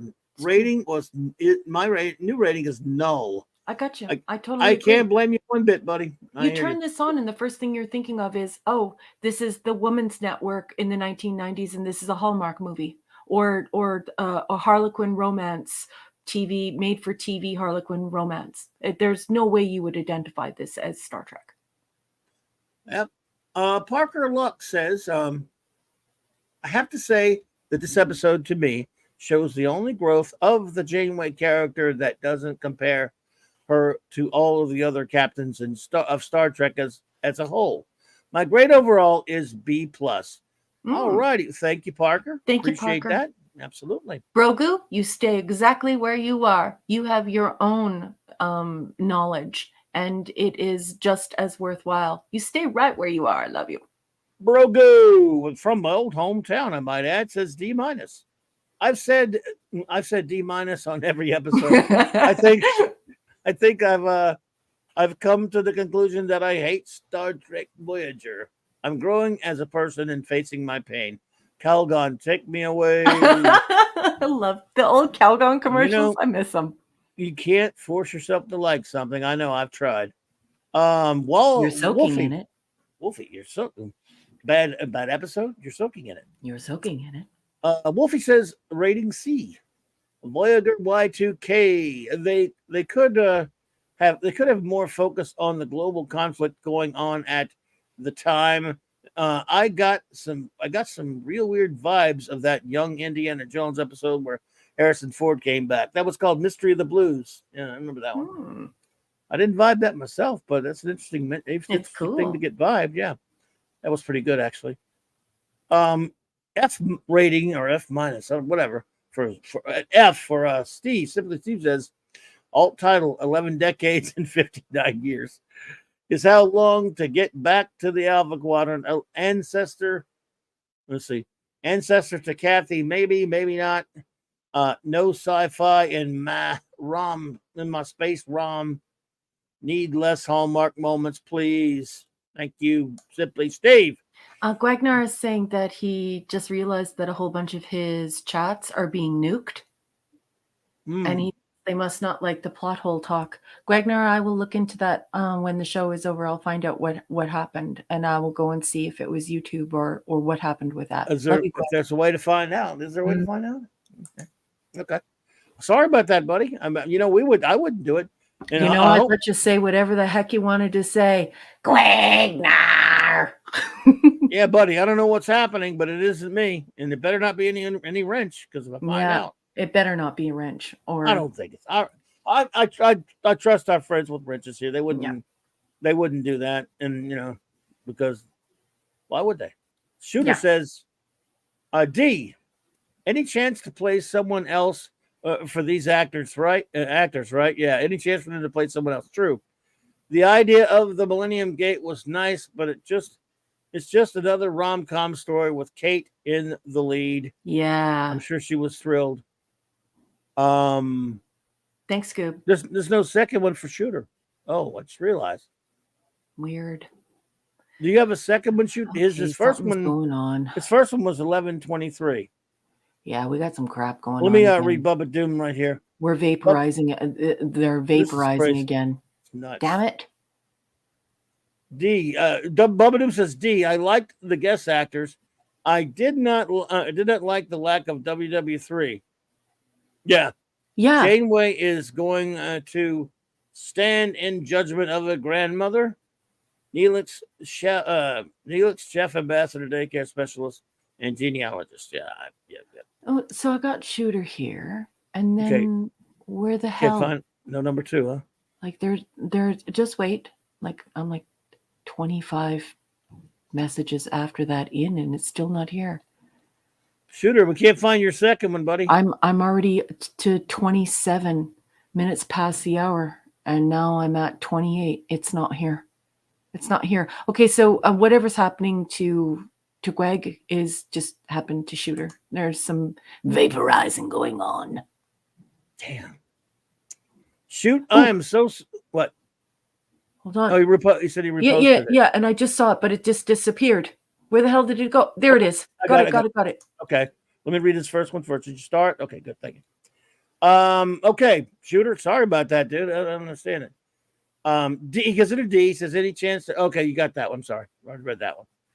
And then he says, because after the last few episodes, Captain Mulgrew needs some screen time. You would think records from our time would survive into the 23rd century. Yeah. Yeah, you go. I wonder when that genealogy site started, that ancestry.ca. I mean, I've been on the internet for so long. Like like the first time I logged into a computer was 1982. So it's been a while for me. But when did that ancestry site start? I wonder. Anyway, we got Mark D with his CR chief engineer to finish this one off. He gives it a D. The actors were charming in this episode. Yay, DeSoto. I mean, yeah, DeSoto indeed. But Henry Janeway's turn around at the end of the ep was too cliched and quick. Why turn down an offer you can't refuse? For a woman you've known for what, 2 days, 3 days? Yeah, weird.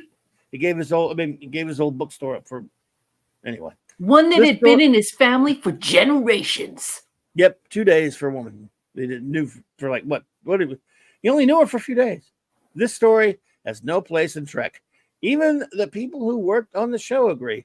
It is the only Star Trek show, he's quoting, that I know of that has no science fiction. Actually, I could name a bunch, but I see what he said. It is not a Trek show. He's quoting someone, by the way. I don't know who. The director Livingston remarked, the director Livingston remarked that. Okay. Benoski regretted excluding sci-fi from this episode. Yeah, he should have added some aliens fighting Shannon. Right? DeSoto should have been fighting aliens. He should have been an alien. They should have made DeSoto an alien from, he's Mr. Atos, from, never mind. Ultimately, it was a lot of domestic scenes, which I am not interested in writing. I wish that we had So they admit it. So you admit it. admit it. So that it had something of the hard science fiction element to drive the plot. Cinefantastique, he said it in. Oh, cool. The episode could have been saved if Squad 51 had shown up to help Janeway after she crashed. Yes. That noise. Bop, bop, bop. So Fiona's- Fee just said something because I wanted to know the communication historiography of this being 1999 and the relevance of being able to trace your ancestry. So it wouldn't just be Starfleet that the records that they would have. So what I'm saying is that the actual technical ability to trace ancestry was digitally available in 1996. So this is something that a science fiction writer would have researched. So Princess Fee, once again, I love you. Fee fi fo fum. You are a monster, You rock. baby. I love you. Yeah. Katie, I think that's the answer. I think he was an alien. Let's see. Parker said, off note, tomorrow's my 52nd birthday. Well, you're still a youngster then compared to me, buddy. Nice. And on a related emergency, the 5th episode of its first season. Oh, emergency. Well, on a related. Okay. Aired Thursday night, March 1972. Its first episode. Oh, it's 5th episode. Oh, there you go. Happy birthday. Yeah. Well, happy birthday tomorrow. All right. So we're ready to get on to our final episode of the evening. Are you serious, Dr. Bob's Nightmare? Get out of here. What do you say? Did the eugenics wars destroy family records? Yeah, but there's no eugenics wars here, Mark. Yeah. Will you get yourself straight? My grandpa was born in the same village as Rasputin. Rah, rah, Rasputin, lover of the Russian queen. Anyway, All right. we don't So need next. Bonnie M on this show. All right then. Okay, relativity is While you're doing that, I'm gonna go get me some water. okay, darling. And take a pill. While you do, I'll be right back. Okay. Sorry, hang on. I ran out of vodka. There's another episode review. I'll need to get a crack on another. Already went through the first one. Be right back. I love you, West Kegel. Okay. Relativity is season 5, episode 24, production code 218. This first aired on May 12th, 1999. I'm going to be reading from the crap encyclopedia called Wikipedia. And I read extemporaneously, which just means that, this is a totally organic show and I haven't pre-read it and it usually sucks. So if I stumble, sorry, folks. Here we go. Plus, it's getting really late here. The 29th century Starfleet vessel, the timeship Relativity, is attempting to stop the detonation of an explosive planted on Voyager during its travel through the Delta Quadrant in the 24th century, which is causing a time paradox. Captain Braxton and his crew are unable to detect where on Voyager the explosive is located, so they recruit a 7 of 9, pulling her out of the time stream moments before Voyager's destruction, as her enhanced Borg visual sensors can aid in the device's detection. 7 is sent back in time, disguised as a Starfleet ensign, to the point where Voyager is still in dry dock prior to her maiden voyage and being inspected by Captain Catherine Janeway. Janeway detects 7's anomalous presence just as 7 locates the bomb. Relativity recalls 7 before she is discovered, but the travel through time kills her on return. Knowing where the bomb is located, Relativity recalls a slightly earlier version of 7, and after explaining the scenario, sends her back, now to a point where Voyager has been pulled into the Delta Quadrant and is fighting the Kazon, prior to when 7 had joined its crew. 7's presence is discovered by Voyager, and she is captured. Janeway recognizes her from dry dock. 7 explains the situation to Janeway, and together they locate the device, discovering that it was planted by a future version of Captain Braxton. 7 is able to jump back in time to try and stop Braxton from planting the device, but he escapes to the day that Voyager would be destroyed. 7 follows, but the stress of time travel has taken its toll on her body. Nevertheless, she is able to warn the Voyager crew of the problem and to apprehend Braxton. The crew of the Relativity, having taken their Braxton into custody, recruit a version of Janeway like they did with Seven and send her back to the past at the Kazon attack, where she is able to secure Braxton before he can plant the device. The crew of Relativity put the time travelers back to their present, reintegrating the various copies with themselves. It is learned that Braxton, after the events of Future's End, had to spend several years in rehabilitation before being reassigned to duty. Duty, Eric, and started to blame Voyager for all of the problems that he had encountered as they patrolled the time stream, seeing its destruction as a means to end his suffering. Lieutenant Decan, one of Braxton's officers, sends Janeway and Seven back to their proper time streams, allowing them to retain their memories of the events, but ordering them to never discuss it with anyone. Zathras is here. Crap. Zathras, boy. That was awful. Oh, boy. Can you tell me where they have the nuclear vessels? Hey, Julie. Jilly Jill. What's up, Jilly? Jilly. Oh, now, well, okay. First of all, I'm glad. I'm not glad. Our buddy Captain Infinity's head would be exploding right now. It would. He would That be. would I be it mean, for him. Clobby's laws of time travel. Timey-wimey. First of all, I want to tell everybody, have no fear. This episode did not happen. It does not exist. This episode, we don't have to review it. I'm calling it. This episode was filmed and shown, but it doesn't exist. It never happened. Nothing in it ever happened. In all seriousness, let me ask a question. I want to look. I fully admit that I'm uneducated and I have no education. I'm dumb. I can't even write in crayon. I can't write my name. I admit it. Because would someone explain to me why time travel could make people die all of a sudden?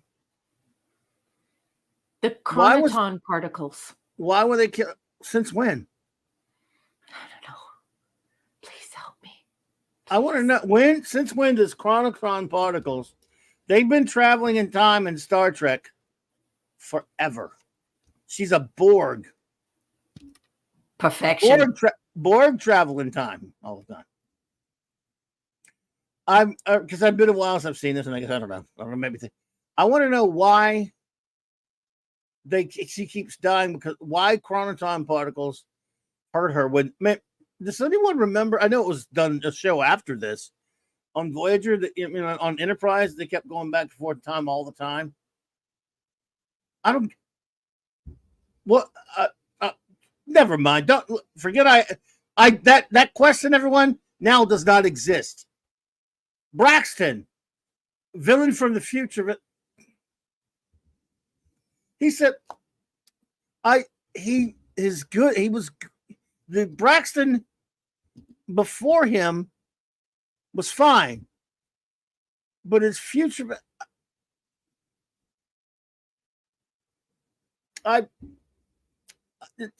Go for your notes. I can't take it. Timey-wimey is one thing.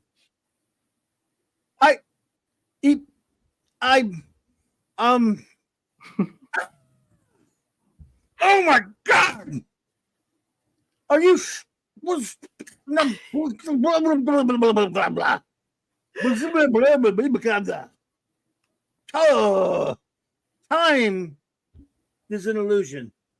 Lunchtime doubly so. That's a quote from Hitchhiker's Guide to the Galaxy. Time after time by Cindy Lump.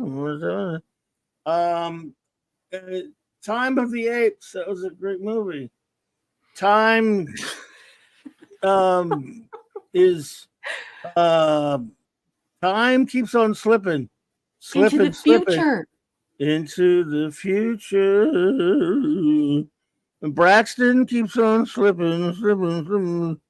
My future self is the bad guy, but I'm not.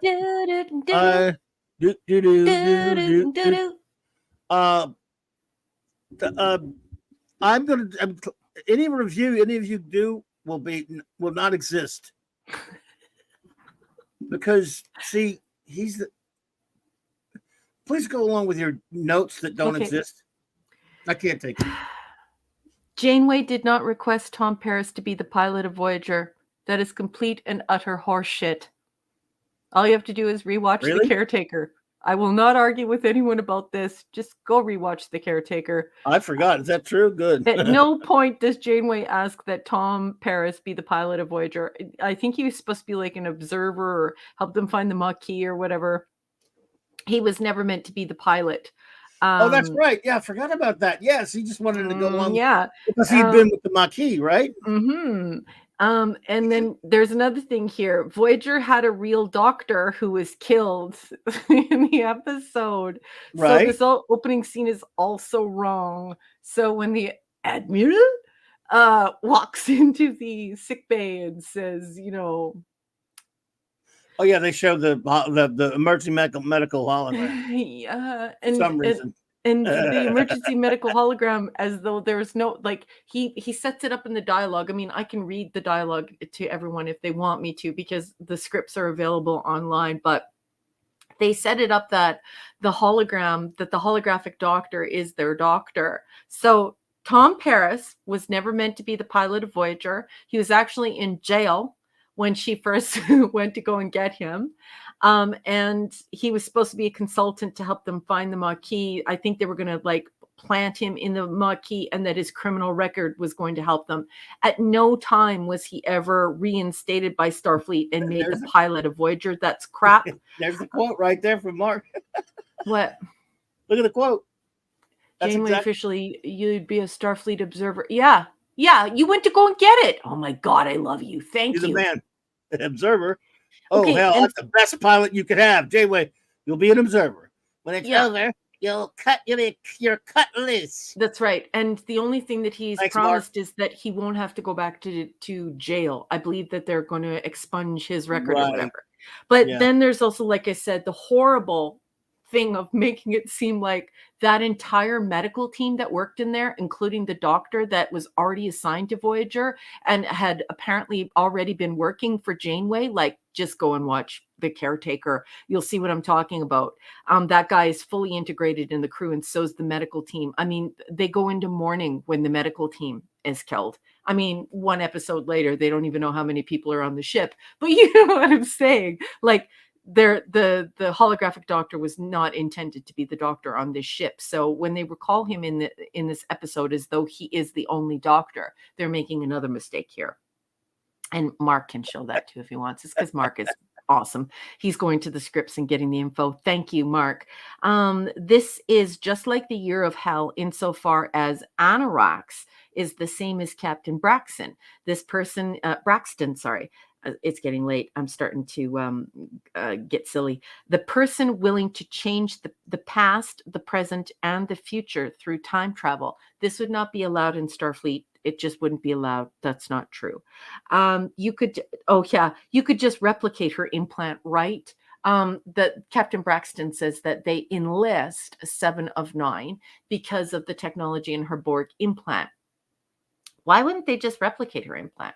Like, you can just stick her implant and you can replicate it. It is one piece of technology that is a part of her eye implant. So it's not like it's Borg nanoprobes that are integrated with her system. They said it's actually that exterior thing that the doctor created for her and put on her face.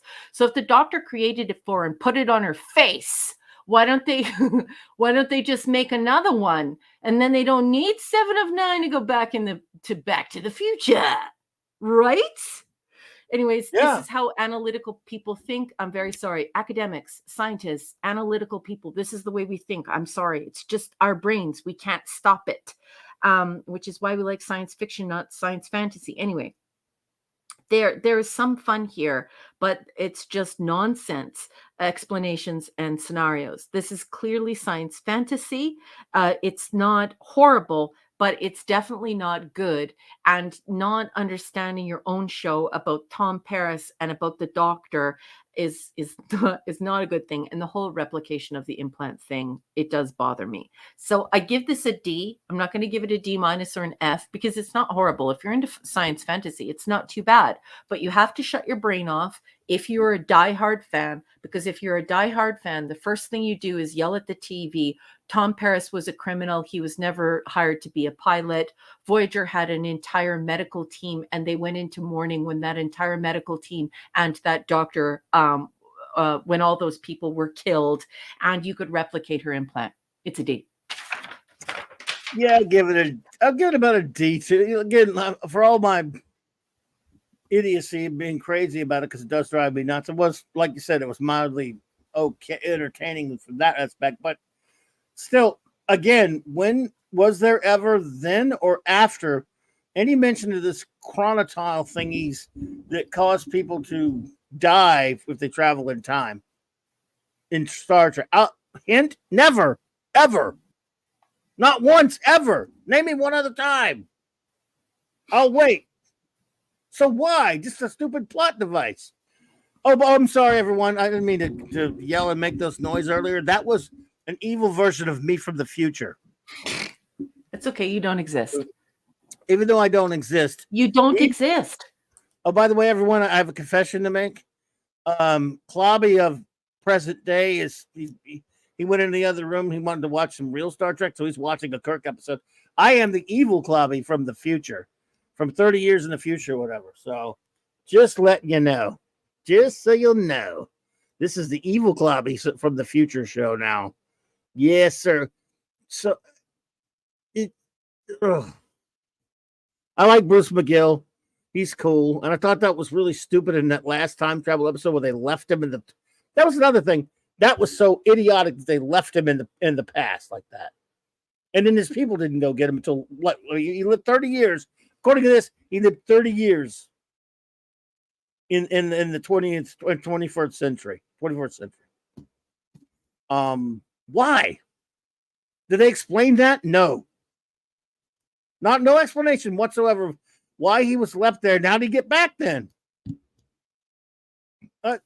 It's the 20, and they have all this time travel technology. What they leave him in the 21st century for 30 years for? 30 years living as a bum.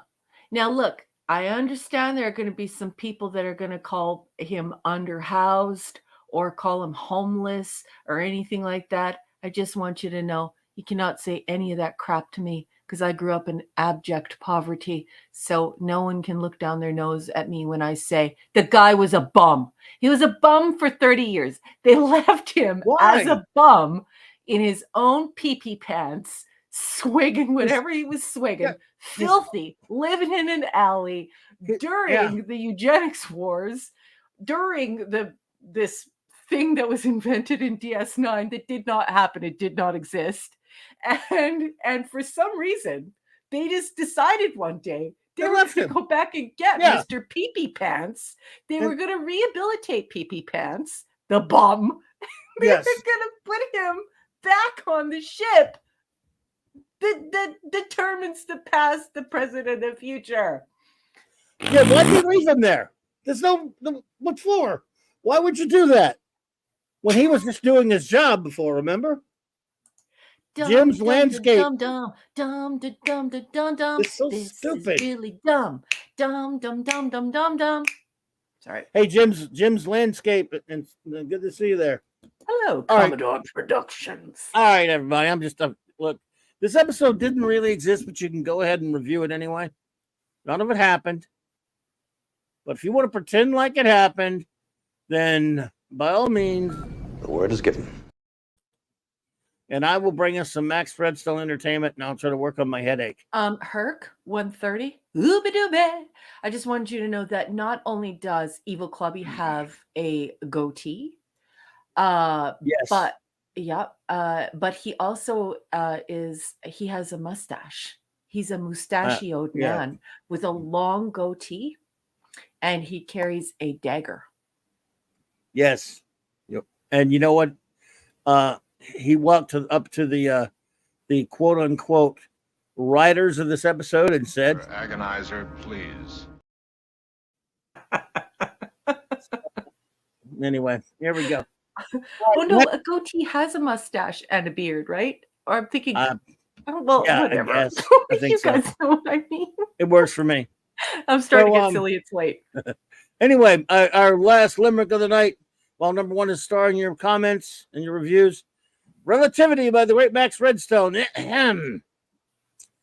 Temporal meddling requires precision.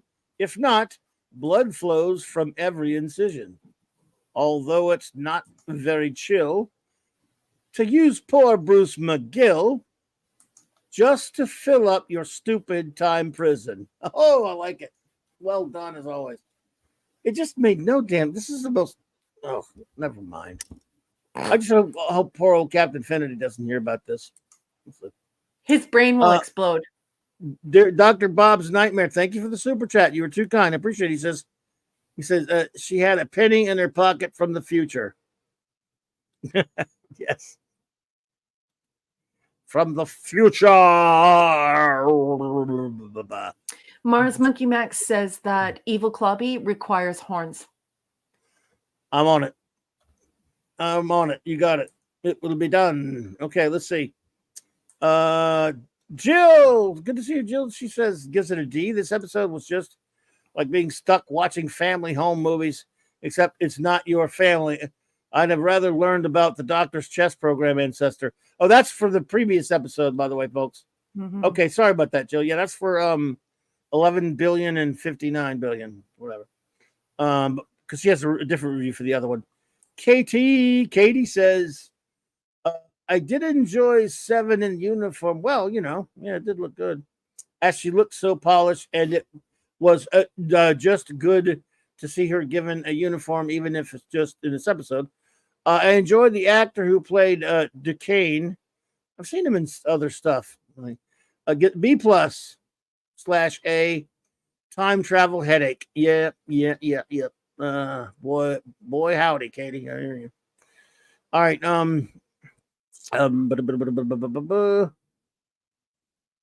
Okay. Oh, there was something else Mark put up there. Oh, okay. Yeah, that was it. That was that quote. Yeah, okay.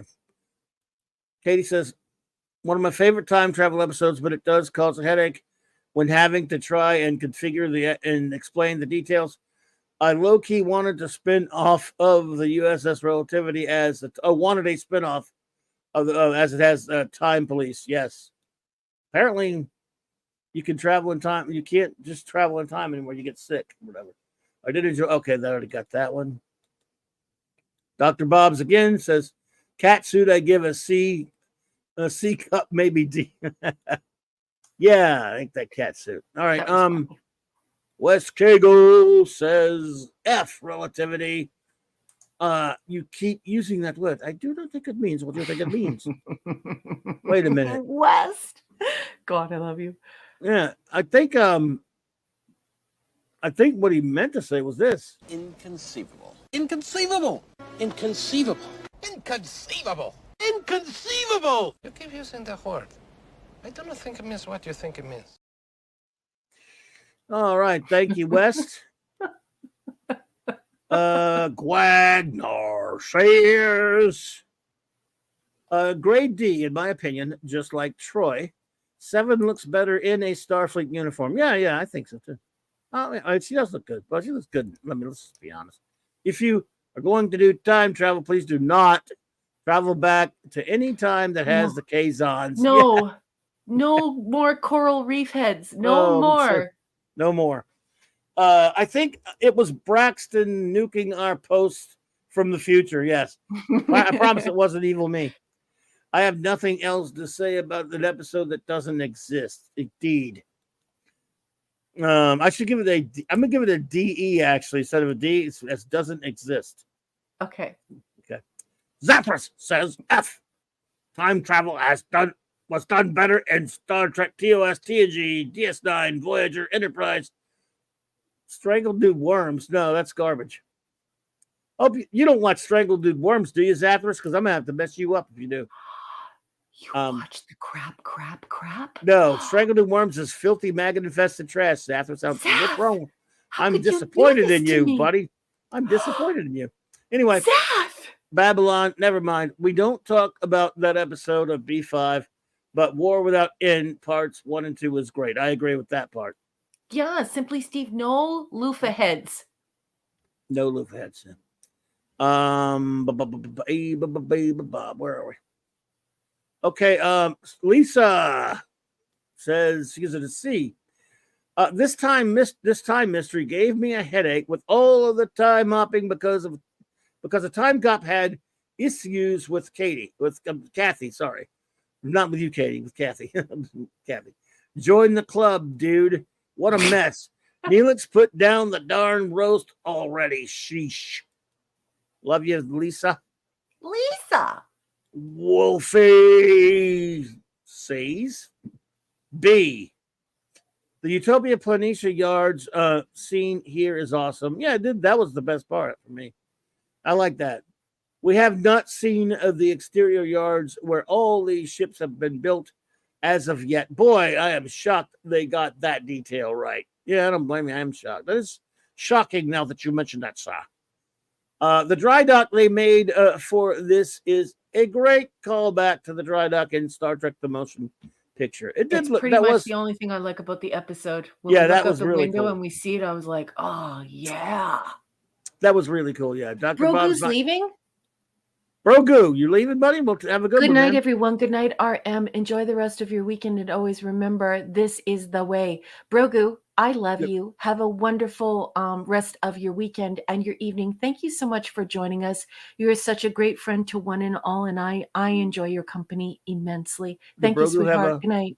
Grogu didn't have a review? Okay. Right. I don't think so. Maybe. Nope, that's okay. No, I didn't see one, so don't worry about it. Wes Cagle also had a bunch of agonizers because it only says the word agonizer. No, Shooter. I don't think you dropped anything in there, boss. No problem. Shooter says D minus, just barely above an F. The time to travel to the past. Voyager sure gets a lot of these. Seems like these temporal agents are incompetent. Par for the course for Voyager. Entertaining but stupid. The time travel is a complete mess. If you can't get the time travel mechanics straight, don't even attempt to write it. Thank you. Jilly says. Jilly Jill. F. Wow. They're trying to portray temporal anomalies in which every localized field its own timeline. Its own timeline. That's moronic. Thank you, Globby. I'm glad this brain dead episode doesn't exist. Painful. Yes, indeed, Jill. Convicting people of crimes they're going to commit is beyond screwy. Not at all in line with Federation values. He's aware of all the timelines and can be in all the timelines. This is bonkers. Yeah, and that they have them all in custody in one place, and they're going to, what is the word they use? Whatever. I can't remember actually. You know why you can't remember? Because this does not exist. Yes, reintegrate. Fee, I love you. Reintegrate. Yeah, they're going to reintegrate them. Get out of here. It has one of the worst Tuvok lines. He says it's improbable, but not necessarily illogical, giving no possible reason for this conclusion except the writer knows he's supposed to say that word. Good point. Thank you so much, Jill. Yes, Clobby. Yes. Grogu obliged you, so I'm just going to put him up on the screen. Oh, okay, good. There you go.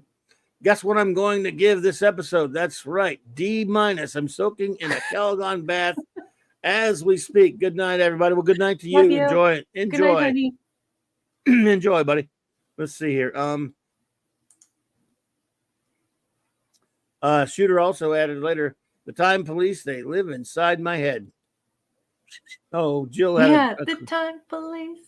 Grammar correction says Jill, and it's its own timeline. That's no problem. No problem. You're good. All right. Isn't enough Calgon for this episode. Bob's Nightmare says, Dr. Bob's Nightmare should say, sorry. How do they keep the flies from creating genetic disasters in the transporters? they've watched the David Cronenberg's The Fly, and they know how to just stop it now. Oh, look at what this sweetheart of a woman just said. I think Whoa, she whoa, might whoa, be whoa. taken off finally. We've really pushed her to her limit tonight. Poor thing. She must be exhausted. Can you please go and look at Katie's? Yeah, look at this message. Well, what a thanks sweet to thing to say. Raquel and Clobby and the rest of the fine gang that stayed up till oh my goodness, 1:20. After being up since 6 a.m. 6 You a.m. really are true fans to keep this tired Oh. Ewok up. Ewok, you're not going over to the Star Wars side, are you? Even though we love Star Wars as well. Oh, she loves everything. Love you, Katie. Thank Have you a good so much. sleep, sweetheart. Yes, We'll sleep talk well. to you soon. Thank you so much for Yes. joining us, and thank you for the reviews tonight. And thank you for staying up way past your bedtime. Will That's you right. go to sleep? Go sleep. Yes. Have a wonderful Sunday, my dear. Take care. Yeah, and she's where getting were up we? for church in the morning. You could be sure of that. Okay. Aren't we all? Poor thing. She's going to be exhausted. Oh, get some rest. Get some rest. She's young. She can handle it. Yeah. Lasher says, gives it a C. Says, is this the Trek team's way of saying, God, we have too much time travel? I guess. If so, they'd be right. Boy, Yeah. oh boy. Captain Finity would explode. Baba Doom 1 says, F. Good guest stars, but after watching this episode, it burns when I pee. Burns when Wants I to pee. clean the stream. Claboni. Well, I guess you've earned it. Crap, crap, crap, crap, crap, crap, crap, crap, crap, crap, crap, crap, crap, crap, crap, crap, crap. Thank you, Baba. Good call. Doom. The great Derek K says D-. Too many plot holes to count. I would be here all night. Yes. Oh boy. At I'm that still point, wait- it's not even worth mapping it at that point where you're just like, I still want someone to tell me when time travel kills you. With quantum whatever. Chronoton particles suddenly kill. They're deadly. But when did it ever happen before? They always found traveling. They were. And including there was another episode with these people. I don't remember a mention of that. Never mind. So stupid. It was just an excuse to have her die a couple of times. TNZ says relativity review. And it's all about 7 again. Yes. Bruce McGill is great. Yeah, I like Bruce McGill. Is a great guest star. 29th Century still has bad haircuts. Fun but nonsense time travel story. Just disengage your brain. B-. Well, they're good at that on this show. Simply Stave says D- rating. Alt title, not relatable. Oh, I got you good. Too much timey-wimey from my brain. Back and forth with Braxton and 7. Oof. It doesn't exist in the past nor future. Does it exist in the present? Doctor, who knows? Yes, who knows? MMM Mars Monkey Max says Tuvok versus the Pretenders. I pinch myself. I want you to dose me. I forget my past. I want you to bore me. Wow. Just so good. The songs Nice. tonight are just so good. Let's Did you have a see. request from our buddy Rob? Sorry, Bob. Oh, Rob. Brain, what is brain? here you go, buddy. Yeah, he seldom asks. I had to make sure that I obliged him there. Thank you, buddy. Yeah. Now we have the first 2 of Fiona's. I'll start, and she should be getting a third one up too soon because it's just 1 of 3. Because I don't have any other ones to do except our Chief Engineer. I have it right here. Oh, there we go. Good. This episode gave me a headache, and believe it or not, that's an improvement over. Hubby gave a nice head massage, so that's a plus to the app. Well, there you go. Oh, very nice. Very nice. You got to get something out of it, I guess. Asking Voyager, always try to get something out of it. And good, like sometimes you get a lot of sleep out of them. When an episode just gives you the sleepies. Asking Voyager writers to do a time travel episode is like asking a first grader to rebuild your carburetor. You'll get something, but your car won't run. Still the most sci-fi like of all the eps. Yeah. True that. Yeah, it's true. D plus because of the head massage. P.S. The idea of a temporal prime directive is stupid. You are violating simply by time traveling. Good perk. Yeah. Prime directive. Mark D with a C for our final review of the evening. Timey-wimey. C minus. I hate time travel, it says. The action was interesting. You can pop in whenever you feel like it did. But this timey-wimey stuff makes no sense. But some of the scenes were fun to watch. Loved the shot of all the ships in Utopia Plenty ship. Yep, that's the best part. There's no reason to keep Seven in a cat suit except for ratings. She looked more professional in this episode. Who could blame Braxton? He was driven crazy by Voyager and Janeway. Raspberry. Yes.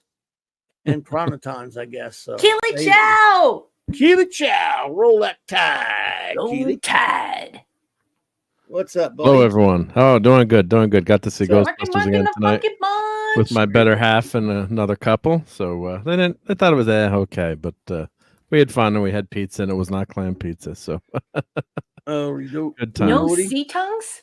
No sea tongues, but man, those lobsters are awesome. Those are look like 5-pounders. I mean, wow. I don't like what a moron? lobster.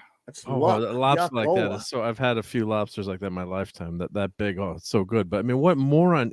That's like you don't order spaghetti and meatballs on a first date. You don't order anything that's gonna be tough to eat. But you know how big those big lobsters. You know how like veiny and chewy and nasty. Not as long as you don't. Not if you don't overcook it. Trust me, I've had a few of them. No, I like so much I'm a meat in king them. crab girl. I'm a king crab girl. King crab is good too. Yeah. King crab is delicious. Very little work. Yeah. Utter crap. Tastes delicious. Glad we got those done. Okay, our episodes next week, folks. Well, only 2 episodes next week, and then we'll have a season wrap up. Oh boy. Ugh. We will be done with season 5 next week. Can you believe it? The episodes are. Can you dig it? Can you dig it? I love that. No, I want to watch that movie again. Sorry. Oh, it's a great movie. Warriors. Yep. Warriors come out to play. Wait a minute. Number 1, have you seen Warriors? I sure have many times. Oh my God! I love Oh that wow! movie. No way. Mm-hmm. I want to. Well, I am your guys' age. Well, I'm not Clobby's age. I'm You're your close age, though, enough. Mark. You're not close to our generation enough. So. I'm Warriors come out to play. That is correct. Yes, I love that freaking movie so much. Classic. Man. The Baseball Furies. Ajax is the best. And I think that was ad-lib, that song. That song was made up by that actor, I think. Yeah, that actor was a weirdo, but he was good. Walter Hill. That's almost, I don't know if that's his masterpiece or 48 Hours. They're both great. Anyway. Yeah. So, yes, it'll be Warhead. It'll be Equinox Part 1. And, but it's East. What happened? What? Oh, just Dave C. You're laughing. I smell a review. Oh. I'll probably miss next week's show, he says. Well, I smell Well, that's right. And a lot of people might be away next week. You guys already did Warriors on Toxic Tuesday. We did, yeah. Oh, did you guys do Warriors on Toxic Tuesday? Yeah, I wish I'd have been there. Yeah. Gosh darn it. I would have. Go watch the episode. I did a nice mashup video with Nick as one of the Warriors. Yeah. What is Easter? What is Easter? Tell me now. What do you mean? What is Easter? Sunday. Like what's the date? I have a lot going on right now. Next I'm weekend. I'm in school. I just got another job. I'm publishing a book. Today I went to a play and then went out for dinner with my family. Gracious. I'm just exhausted. I have so much stuff going on. What is happening with the 31st is Easter. 31st Sunday. is Easter. Next weekend. Why? Are you doing something? Because we could just if it's Sunday. If it's Sunday, I'll be making supper for my family. So Saturday I'm available. Don't worry. I don't know. Is Easter Sunday? Is Easter Sunday? Yeah, it's yeah, Easter Sunday. So why would it not be? Why would it be on a Saturday? Sunday. Like, what am I thinking? It's always Easter Sunday. It's What's not like wrong Christmas. with me? It floats. No, but some people might be traveling. Yeah. Brain it floats. is good. But I'm just saying, most people stay local. If you want, we could just not do episodes for the holiday and then do them the next week. Oh heck no! Let's get this done. You want a long Voyager? Is that what you're saying? No, I don't want that. Sunday. Or Saturday. Saturday. We get it done on Saturday. Pretty soon I'm going to be doing this. Yeah. We already know what mine. I've already given you mine. Well, we've done our top 25. I'm going to rank every one of them. I don't know how you're going to do that. That's just mean. Is it? Why? Because it's just too difficult. I can do it. You've always promised me that you would never make me do it because I'm not making you do it. I promise. Just 79. Like, I don't know if I could do it. Not on Saturday Night Star Trek. I'll do it on a Wednesday night. Don't worry. Yeah. I might just do videos. I'm not sure yet. Yeah. Like, but see, top I'm gonna rank them 25 all. is okay because then it's like, then inside of your head, you can audition some that you could swap out. And even when you asked me to do my top 25, you actually said to me, number one, if you want to say that you would swap out or you want to have honorable mentions at your cutoff point, you can. And so, then it made it easier for me, but I couldn't do. This is so brave of you to do the 79. Oh, it's not a problem. I got a lot of 0 minuses and stuff. But I only have 78. I can only come up with 78. I keep looking at episode guides. I haven't forgotten any. I'm getting 78 because I combined the menagerie, but I did add the cage, which was never the original syndication package was 79. Mm-hmm. Because the menagerie was always split into 2, right? That is correct. Yep. So, but as a story, I just review it as 1. In other words, right? So it's just the menagerie. Yeah, it's really one story. Yeah. However, even if you can't count the cage as far as the syndication package, but I threw it in there and I'm still getting 78. I'm like, and I'm looking at it, I'm saying, well, I'm not missing an episode. What's going on here? I'm horrible with math. They're including the cage? No. I keep looking at it. Should be 79 if you include the cage. It has to be 79. But I don't have 79. I'm missing. What do you mean? Are you looking on that stupid Google thing again? No. I know the episodes, but I'm saying I'm very dyslexic. Maybe I'm just getting the numbers wrong. Let me go. I'm not missing an episode. But anyway, I got them in order. I mean, look, I'll tell you what. The late ratings don't get low as far as 26 down, you're still like 9.9 pluses and stuff. You don't even get below 9 till you get like the 36 for me. That's just me, of course. That's not, everybody's different, right? I mean, so it's going to be fun. I gotta send you a list that you can just cross them off. But I always put the cage. I have the list too in my Google spreadsheet. But, but I do have. I do have episodes rated too, and all of them.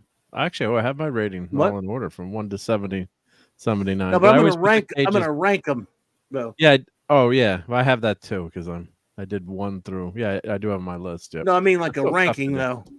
Yeah. Like 0, 1, 2, 3, 4. Right. Yep. I bet you can't guess what the last one is. What less than last place? I won't tell. It's gonna be a secret. That bitch survives. No, it's down. It's not even in the last. Are you serious? It's not that bitch. Oh no, it's like at number 73. So, but anyway, yeah, I'm close. That's pretty low. That's pretty low. But I always hail fire. I always put Is it hail, fire, and stone? 0. Nope. Okay. But that's low. That's like second lowest. Go ahead. Sorry. No, I was gonna say I always put the cage as episode 0 because it was never aired, so it's an episode, but it's episode 0, right? I mean, that's the way. But I'm talking about for a ranking though, so yeah. Yeah, but there's 79 with the cage as 0. But I've always because number 1, that's her favorite episode. This cage, right? It is. I've always considered because I love.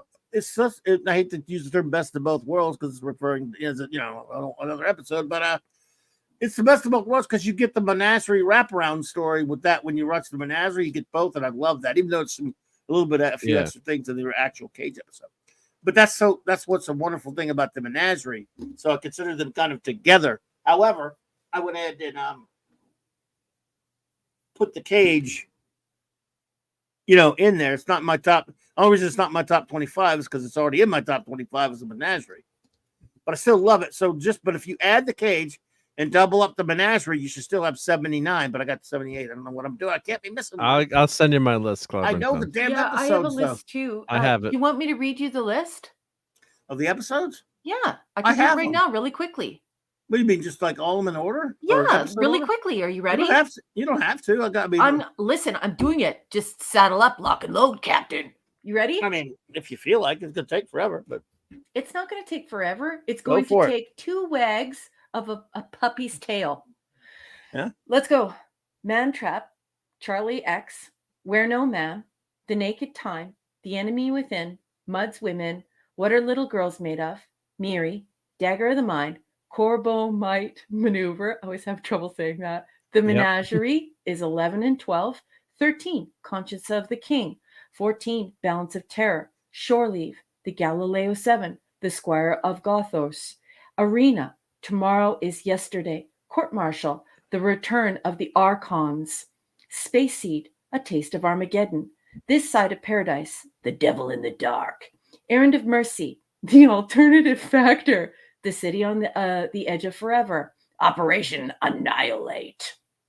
Amok Time, Who Mourns Adonis, The Changeling, Mirror Mirror, The Apple, The Doomsday Machine, Cat's Paw, Eye Mud, Metamorphosis, Journey to Babel or Babel, I don't care where you come from in the world, Friday's Child, The Deadly Years, Obsession, Wolf in the Fold, The Trouble with Tribbles, The Gamesters of Triskelion, a piece of the action, The Immunity Syndrome, A Private Little War, Return to Tomorrow, Patterns of Force, By Any Other Name, The Omega Glory, The Ultimate Computer, Bread and Circuses, Assignment Earth. And when we arrive at our 4th corporation, Spock, 4th corporation, this is when Gene Roddenberry walked away. Spock's brain, the Enterprise incident, the Paradise Syndrome, and the Children Shall Lead. Is there in truth no beauty? Spectre of a gun, Day of the Dove, For the World is Hollow, and I Have Touched the Sky, the Tholian Web, Plato's Stepchildren, Wink of an Eye, the Empath, Elan of Troyes, Whom Gods Destroy, Let That Be Your Last Battlefield, The Mark of Gideon, That Bitch Survives. I don't think you need That's right. Requiem for Methuselah, The Way to Eden, The Cloudminders, The Savage Curtain, All Our Yesterdays, Turnabout Intruder. You know what? That was just fun to listen to you do that. But I know the episodes. The thing is, that doesn't. I have them ranked, so I can't watch one. In other words, I hope I got all of those. See what I'm saying? I don't. I sent you my spreadsheet. That I won't can help send either. you a sheet too, but just let me know if you. Oh, by the way, I'm going to rank the movies too. But anyway, that's not here and there. But so. Yeah, but I could have left one off. I just don't think so. No. See, I counted as the full 79 because of the menagerie, right? So I just fuse the menagerie and then I add the cage, even though we didn't get the cage until much later. What I'm saying is if you just go with the original 79, then if you review menagerie together, that would make you one short, right? But then I add 0, which is the cage, and that should get you back to 79, and it doesn't get me back to 79. So, do you have a spreadsheet, Clobbering Times, or do you have it just on a piece of paper? Spreadsheets are for sissies. Well, once you have this spreadsheet, what you can do is you can just press Command and then F, and that will actually allow you to search the document for whatever terms you want. And so you just type them in. And if they're on your list, then you just make a little pencil mark beside them. Then you won't have to redo your list. You won't have to mess around with the whole rank. You'll be able to do it. Do you know what I mean? Methodically, one by one. A Ptolemy's minion. The Ptolemy's minion. And the pepperoni. I love you, Clubby. So what's hilarious is you both think I could learn something when I have the worst learning disability in the world.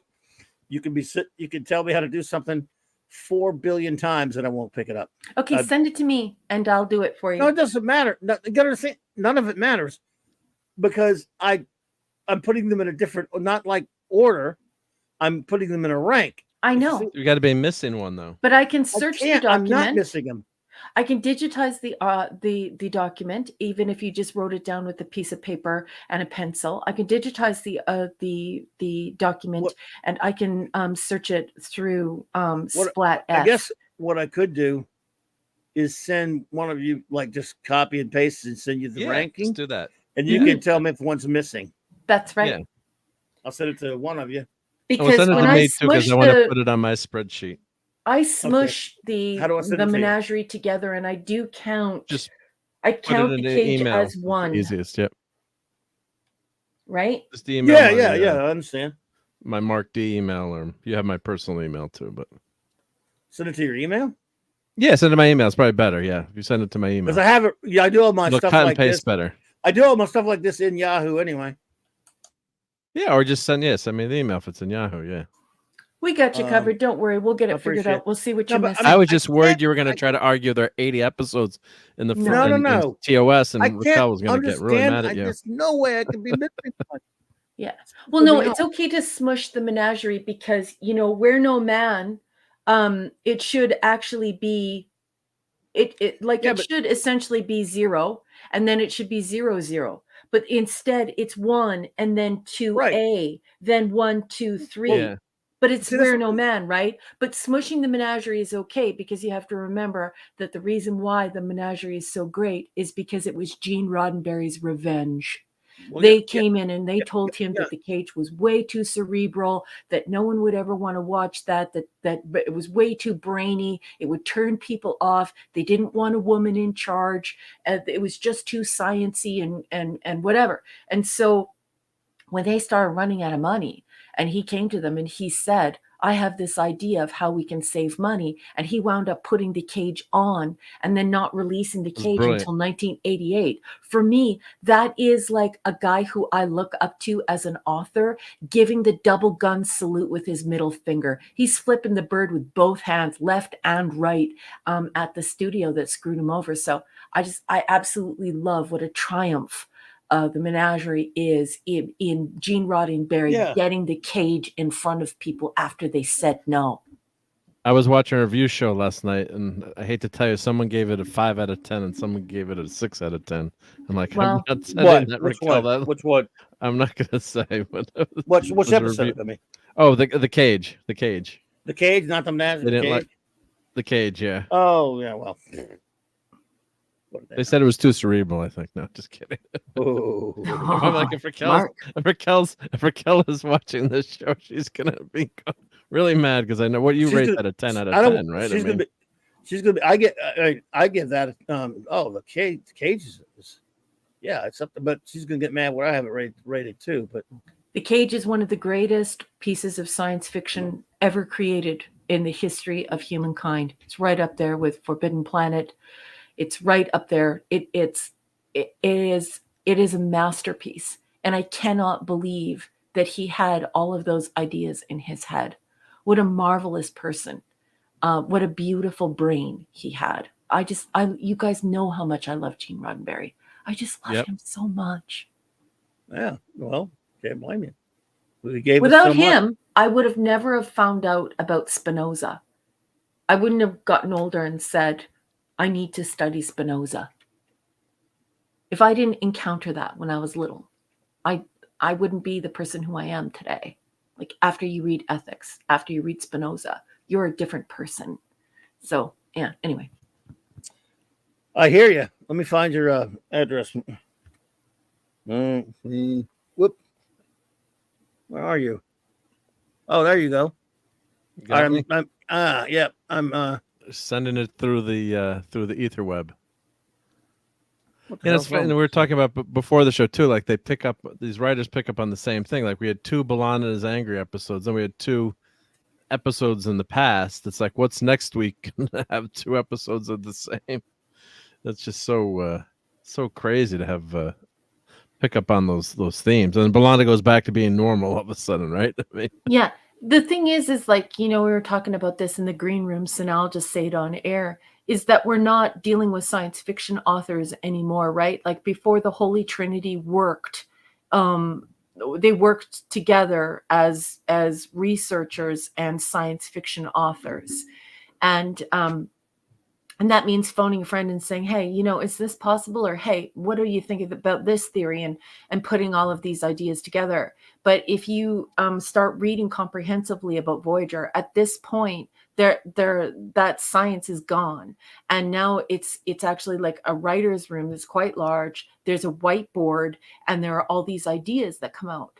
Well, you know, when you're mind mapping on a whiteboard or you're just tossing ideas out, there's some people are going to be triggered to create other stories from what has happened in the brainstorming session and stuff that's happening from the mind map.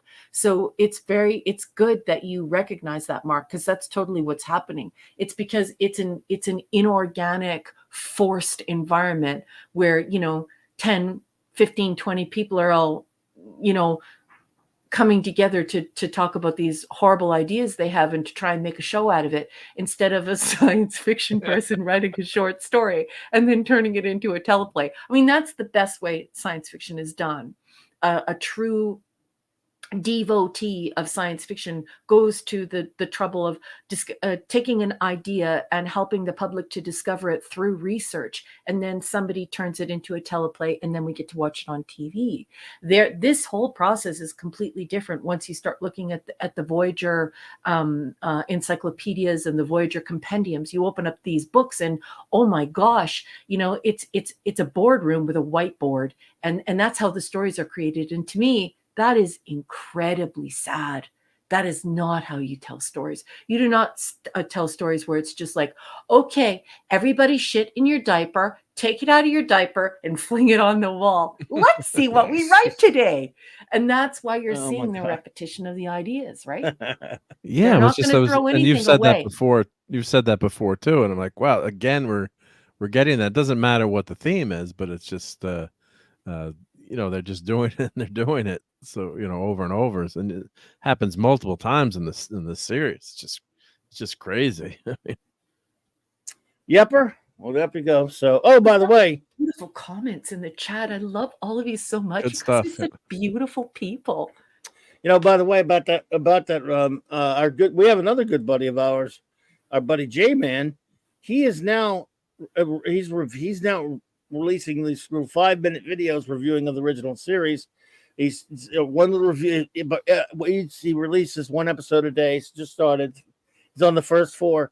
And when I saw he was doing this, because I was writing in his comments, and I said, well, I'm telling on. By the way, I'm getting him in trouble right now because I told him, I lied to him. I told him I wouldn't tell Raquel, but I'm telling her now. He's not going in prod order. He's going in no. What the F? Oh, come on, J-Man. And you probably like why would you do that? That's such a slap in the face to Gene Roddenberry. Prod order fully acknowledges what the corporation did to him. By the time they got to the 4th corporation, when DC Fontana and Gene L. Cohn and Gene Roddenberry decided that they had had enough of this crap, and the studio coming in telling them what to write. Don't take it seriously. I mean, just laugh. He's our friend. J-Man, I'm coming over there to shin kick you. Also, thank you, J-Man, I love you. And everyone should follow J-Man, yep. Because not only is J-Man one of the coolest nerds, I claim him for the nerd group nerd. He is a horror author and one of the sweetest people you will ever meet in your life. But he deserves to be rovered. He deserves to go through the Klingon rite of ascension. I'm serious. I might even run the clawbony over him. Not forwards, but backwards. Backwards. Can you please clip this for J-Man, someone? Oh my God! I told him last night. When I talked to him, he laughed. He said, "Oh well, you don't care about." Too late. I love that human. I think he's great. Reviewing the episodes. He's done. He drops them at 11 p.m. every night. Now, and he's got one. I decided. I told him I would go on the journey with him. I would comment on everyone, and I would go comment on this. He gets only like 5-minute videos, you know. And he's just giving. It's a great idea, actually. So, yeah, it's cool. Good. Yeah, it's very cool. So. Yeah. It's a marvelous idea, and I'm totally going to support it. But the fact that he's not going in prod order, that's it. Oh well, we need to pillory that guy. That guy should be pilloried in the town square. In fairness, he didn't talk to you first, so he didn't think it was a big deal. I might have to maybe kick his. You're not going to unfriend him, are you? Oh, are you kidding? No, I love that human being. One of the sweetest people I've ever met in my life. Oh God, I told him. I threatened to tell him it was laughing. So yeah, anyway, that's heart cool. of a nerd. The guy is so smart and so funny and such a beautiful person. But WTF? Why would you ever watch Star Trek in? Oh, I'll tell you why. Because the Blu-rays are in that stupid order, and nobody wants to mess. When I went and watched them on those, when I got that Blu-ray set, Because when you're sitting around watching on the stream, it's easy. You can, oh, I've got the product. I can look on my phone and I'll just do it. You have to, they're literally episodes. You have to switch the DVD out and start the Blu-ray out. First world problems, granted, but still, it's just annoying. So he just watched them in the order they're on the Blu-ray, I guess. He's only done 4 so far. Maybe we can convince him. Tell him that by season 2, he needs to switch to the production order. Otherwise, he will desecrate the holiness and the sanctity of the. Come on. We all know that's the 4th corporation. And they come in, and Jane and Dorothy and Jane, they were just like, WTF, you're not doing this. We're walking. See ya. And that's how we wound up with That Bitch Survives. And hail. Fire some Mark, I sent you that. I'm looking at it right now to check. Yeah. Did I miss a number? I don't know what I missed. That's what I'm trying to figure out now. I did not leave an episode out. The universe shifted or something and changed reality because it could be a timey-wimey occurrence. If it's got to be Star Trek, please watch TOS in production order. Okay. Please. Look, please. You should watch the show. As long as people are watching it, that's not a big deal. But for us, see, we're veterans, okay? Of course, we should watch it. There's no excuse for us not to watch it in proud order. But if someone hadn't watched it that much, and he's a Trek fan, by the way, but, I don't know when he's last watched him because he's talking about, he talks, he hasn't, it's been a while or something, I guess, right? So, but he loves it. He loves Trek. So, hey, good for him. In fact, we already disagreed on, we had a slight disagreement on an episode. He doesn't like, now he gives a lower rating to Where No Man Has Gone Before than I did. What? Oh, I found out what you did. You put the menagerie in once. That's why. I know, but remember, I put the cage in there. So you put the cage in there. That should compensate, right? Because menagerie goes as 2, that makes 79, right? But if you take that away, cage was never a part of the 79 package. Remember? But where's the cage? Where's the cage? Okay, I see the cage. Don't tell the cage where I got it. I'm not where I got it ranked. No. Then you'd have to kill me. Yeah, I know. Look what you just did about J-Man. She will skin me alive if she knows where I put the cage. I don't. You can't release this list. Yeah. I will. No, I can't. You better keep that list to yourself, mister. I gave it a 9++. All right, so I'm going to put this in correlated to my spreadsheet now. You do have 79 episodes, but you only have 78 listed, so there's 1 episode missing. Even with the double up, the cage added to it should put it back to 70. I yes, hate math. it should. You're missing an episode. Sucks. You are missing an episode. I know my episodes. I may have the shittiest memory ever, as far as I can remember, but I know my Trek episodes. All right, let me correlate this with my list. They've deleted one from reality. I'm telling you.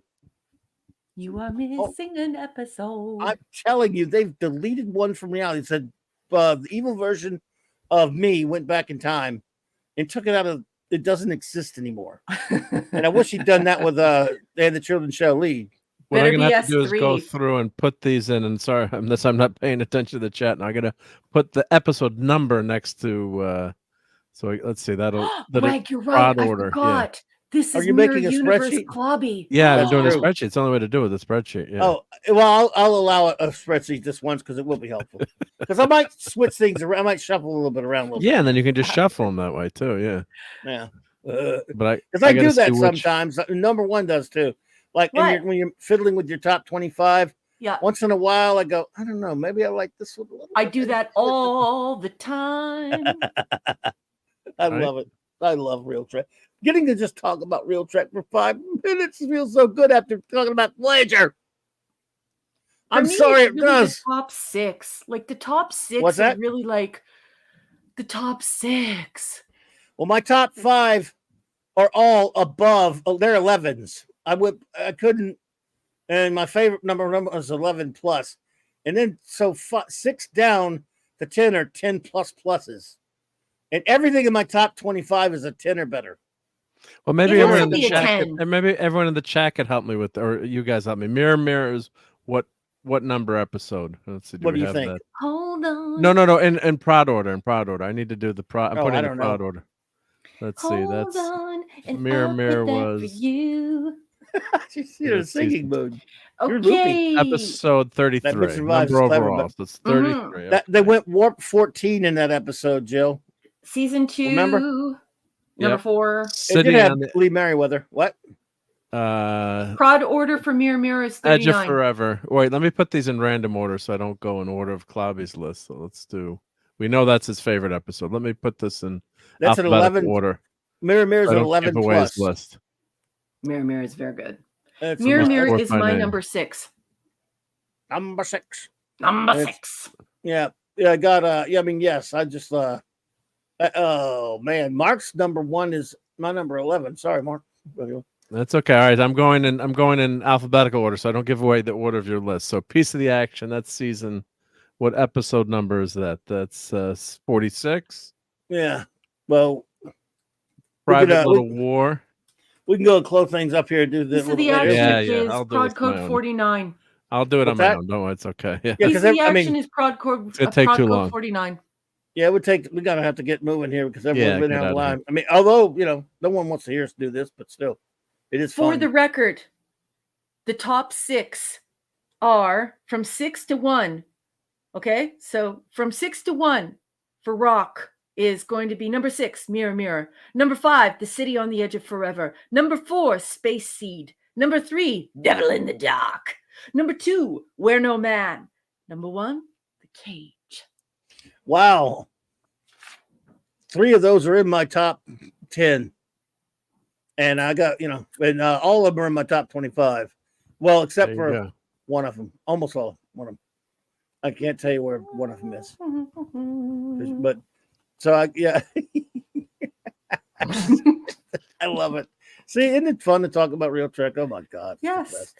And The I best. still love you, even though you're completely incorrect on your top. Oh no, well, I knew I'd be wrong. Wait, you saying there's something wrong with putting the Mark of Gideon at number 3? Even saying that joke makes me sick. Oh, holy shit! What Oh, the hell? I bet none of you can guess my last place one, except Mark. He already knows it. Well, I have the list, so I can't Yeah. cheat. But you can't guess it. It's everybody's hated. It's everybody's most hated episode, though. Spock's brain? No, it's 72. So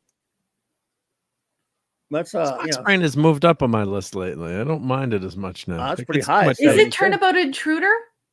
No, I'm the only one on the planet that likes that episode. I don't mind it. That's So at what are number we I got talking? that's You don't at like 50. and it's not That Bitch Survives. It's a first season episode. It's a first it's a my first God. season episode? I'm Well, then- shocked as you are. Oh my God. Shocked as you are. I think it's got to be The Alternative Factor. That's the worst piece of garbage they ever produced in Star Trek. There's some really outrageous episodes, but that's incomprehensible. Yeah, It it's is my worst as it's well. incoherent. It's I mean, it's staggering. And you know what makes it worse is that it was first season. If it had been the third season, you could almost understand it being a piece of crap. Yes. No, because there's some episodes of the first season that I'm not super in love with, Right. but there's nothing horrible except that. Yeah. There are weaker episodes here and there, but All the napkin episodes are the best. what now? A napkin? All of the napkin episodes, like the ones that he wrote on napkins. Oh, the ones that he wrote on napkins and What the hell serviettes is and put in napkin that box. episode? Yeah, all of the napkin episodes are the good episodes. Like they're the ones Napkin. that are like ridiculously mind-blowingly outstanding. And we named them all. If you want to know the napkin episodes, I'm not going to say Oh. them here. I'm going to make you go and watch our TOS reviews because I revealed all of them. RRTNZ, that's a fine choice. I love it. Now, my rankings of the movies is going to really make people angry. Oh, Shooter's What? leaving. He says, and with that, I'm going to Good say night, goodnight Shooter. to you guys. Night, Shooter! Pew, pew! I love you.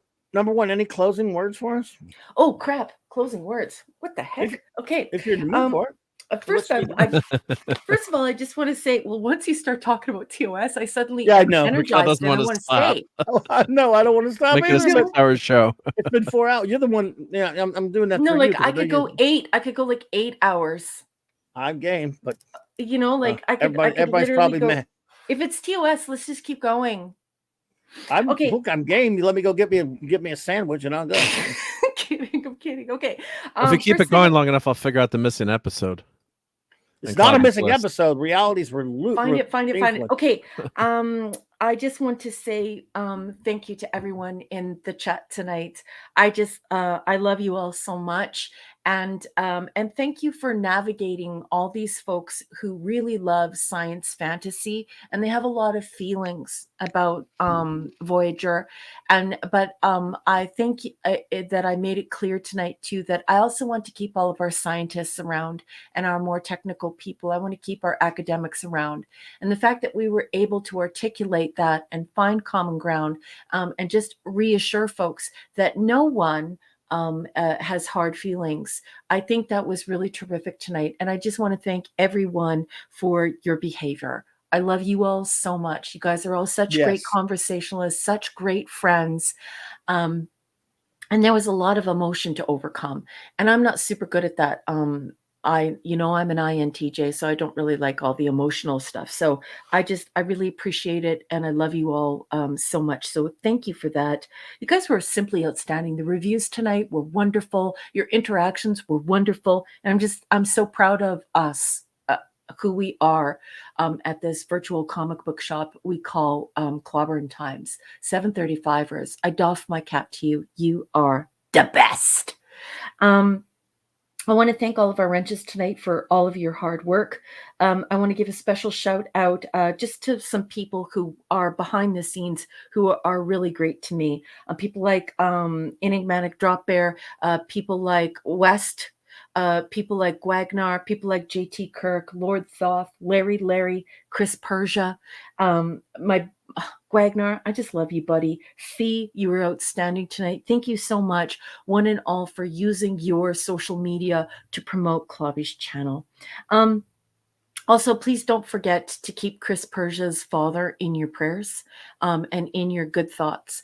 Even if you're an agnostic or if you're an atheist, don't be shy. You can go ahead and send him a little note that just says, thinking about you and your family, because, every parent wants a son like Chris Persia, and to hear the worry in his voice over his dad, it's my understanding that his dad is on the mend and things are getting better. But you know what?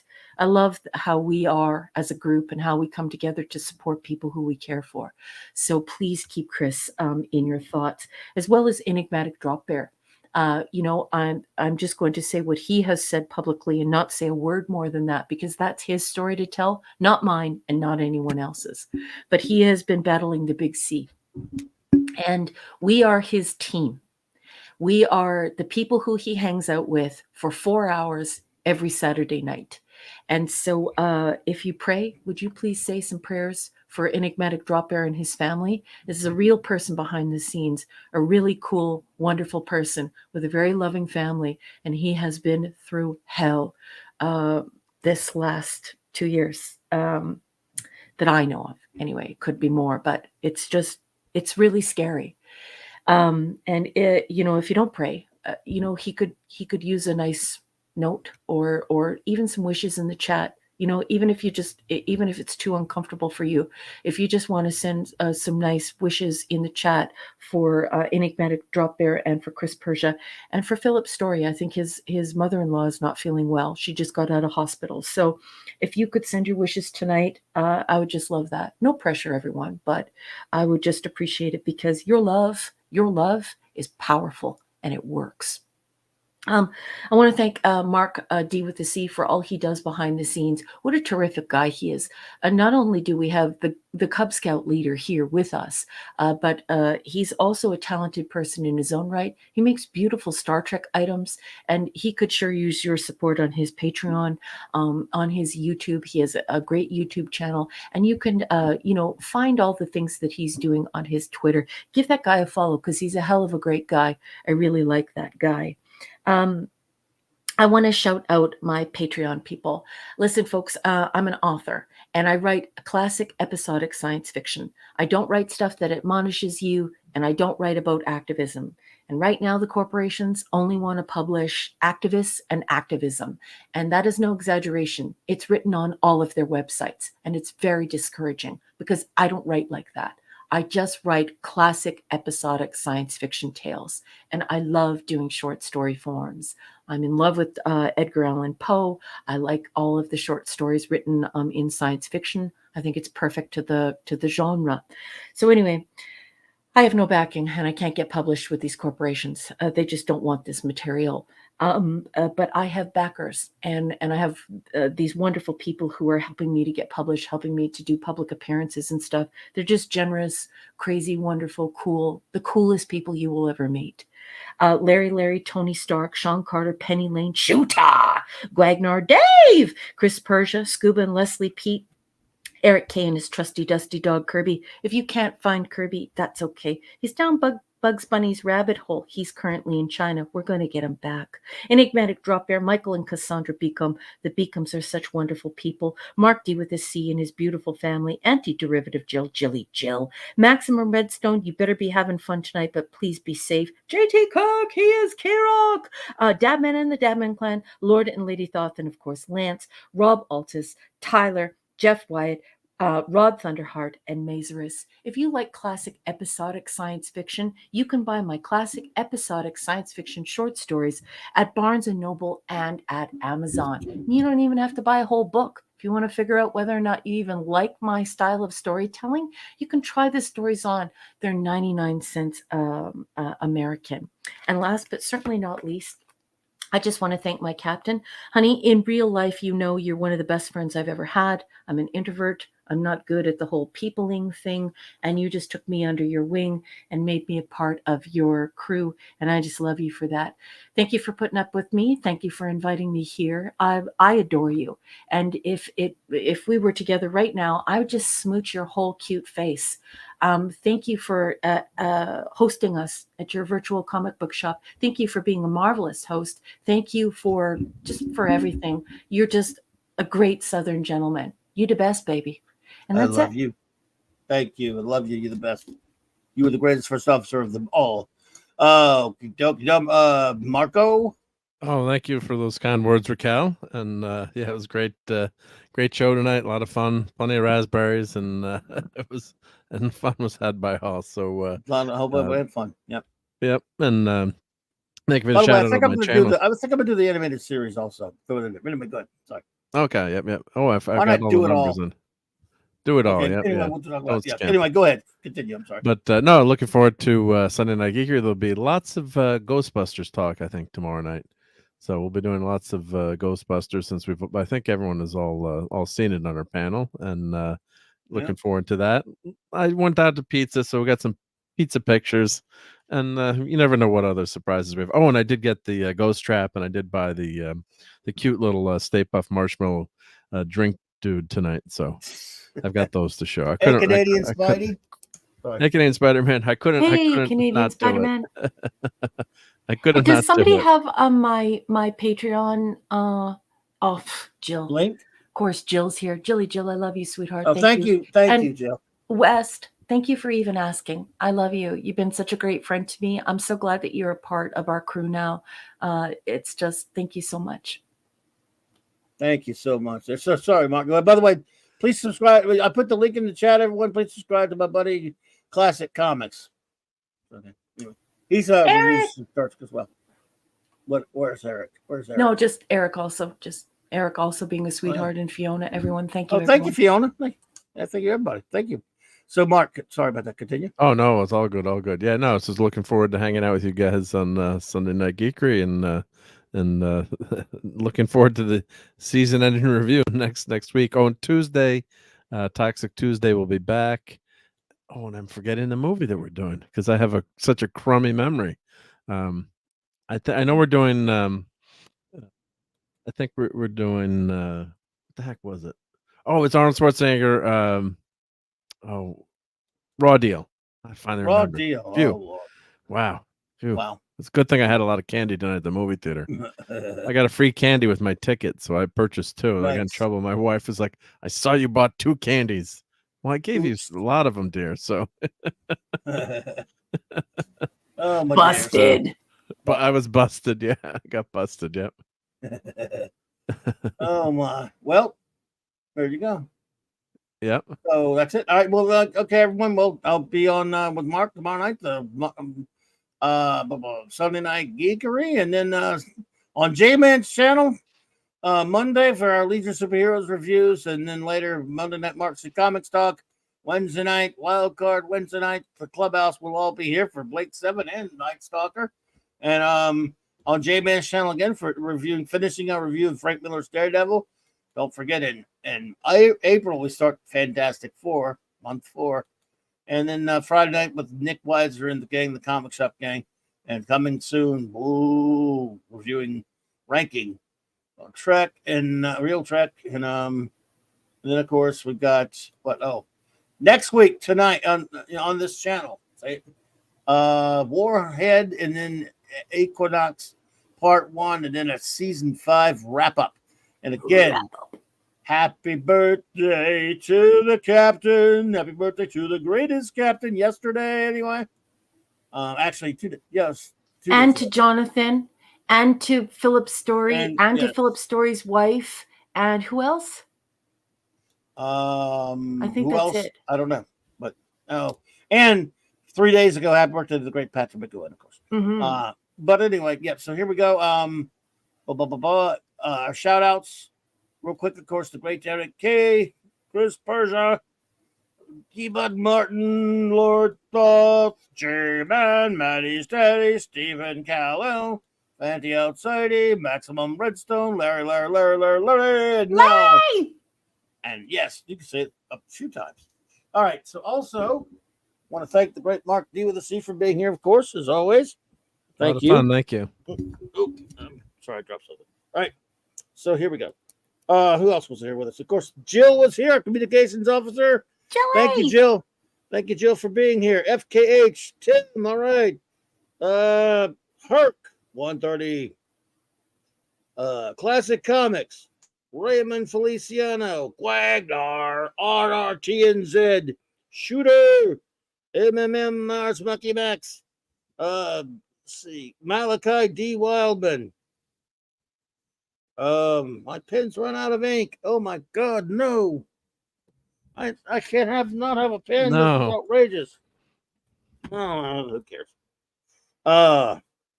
Penny, Sandra Feliciano, Larry, Bubba Doom 1, Rennie L, Philip Story, JT Kirk, Brogu from my old hometown, Rob Altus, Tim's Talk, Michael Beacom and Cassandra Beacom,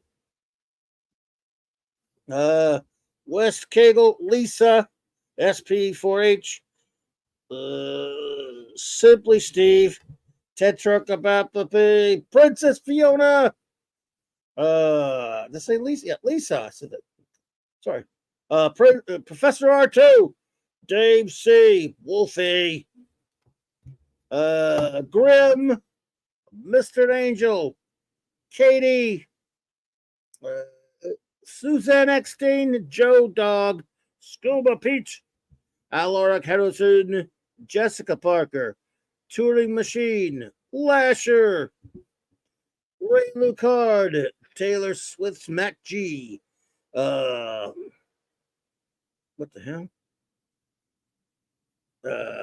Who is that? Terry Mellon's stupid handwriting. That was no, that. Never mind. Sean Carter, Dr. Bill's Nightmare, Parker Luck, K. Roberts, Zathras, Jim's Landscape, Keely Chow, Apollo's Minion, and Canadian Spider-Man. Knows whatever a Canadian Spider can. All right, everybody. Thank you so much for being here with us tonight. Have a wonderful remainder of your weekend. Good night, everybody.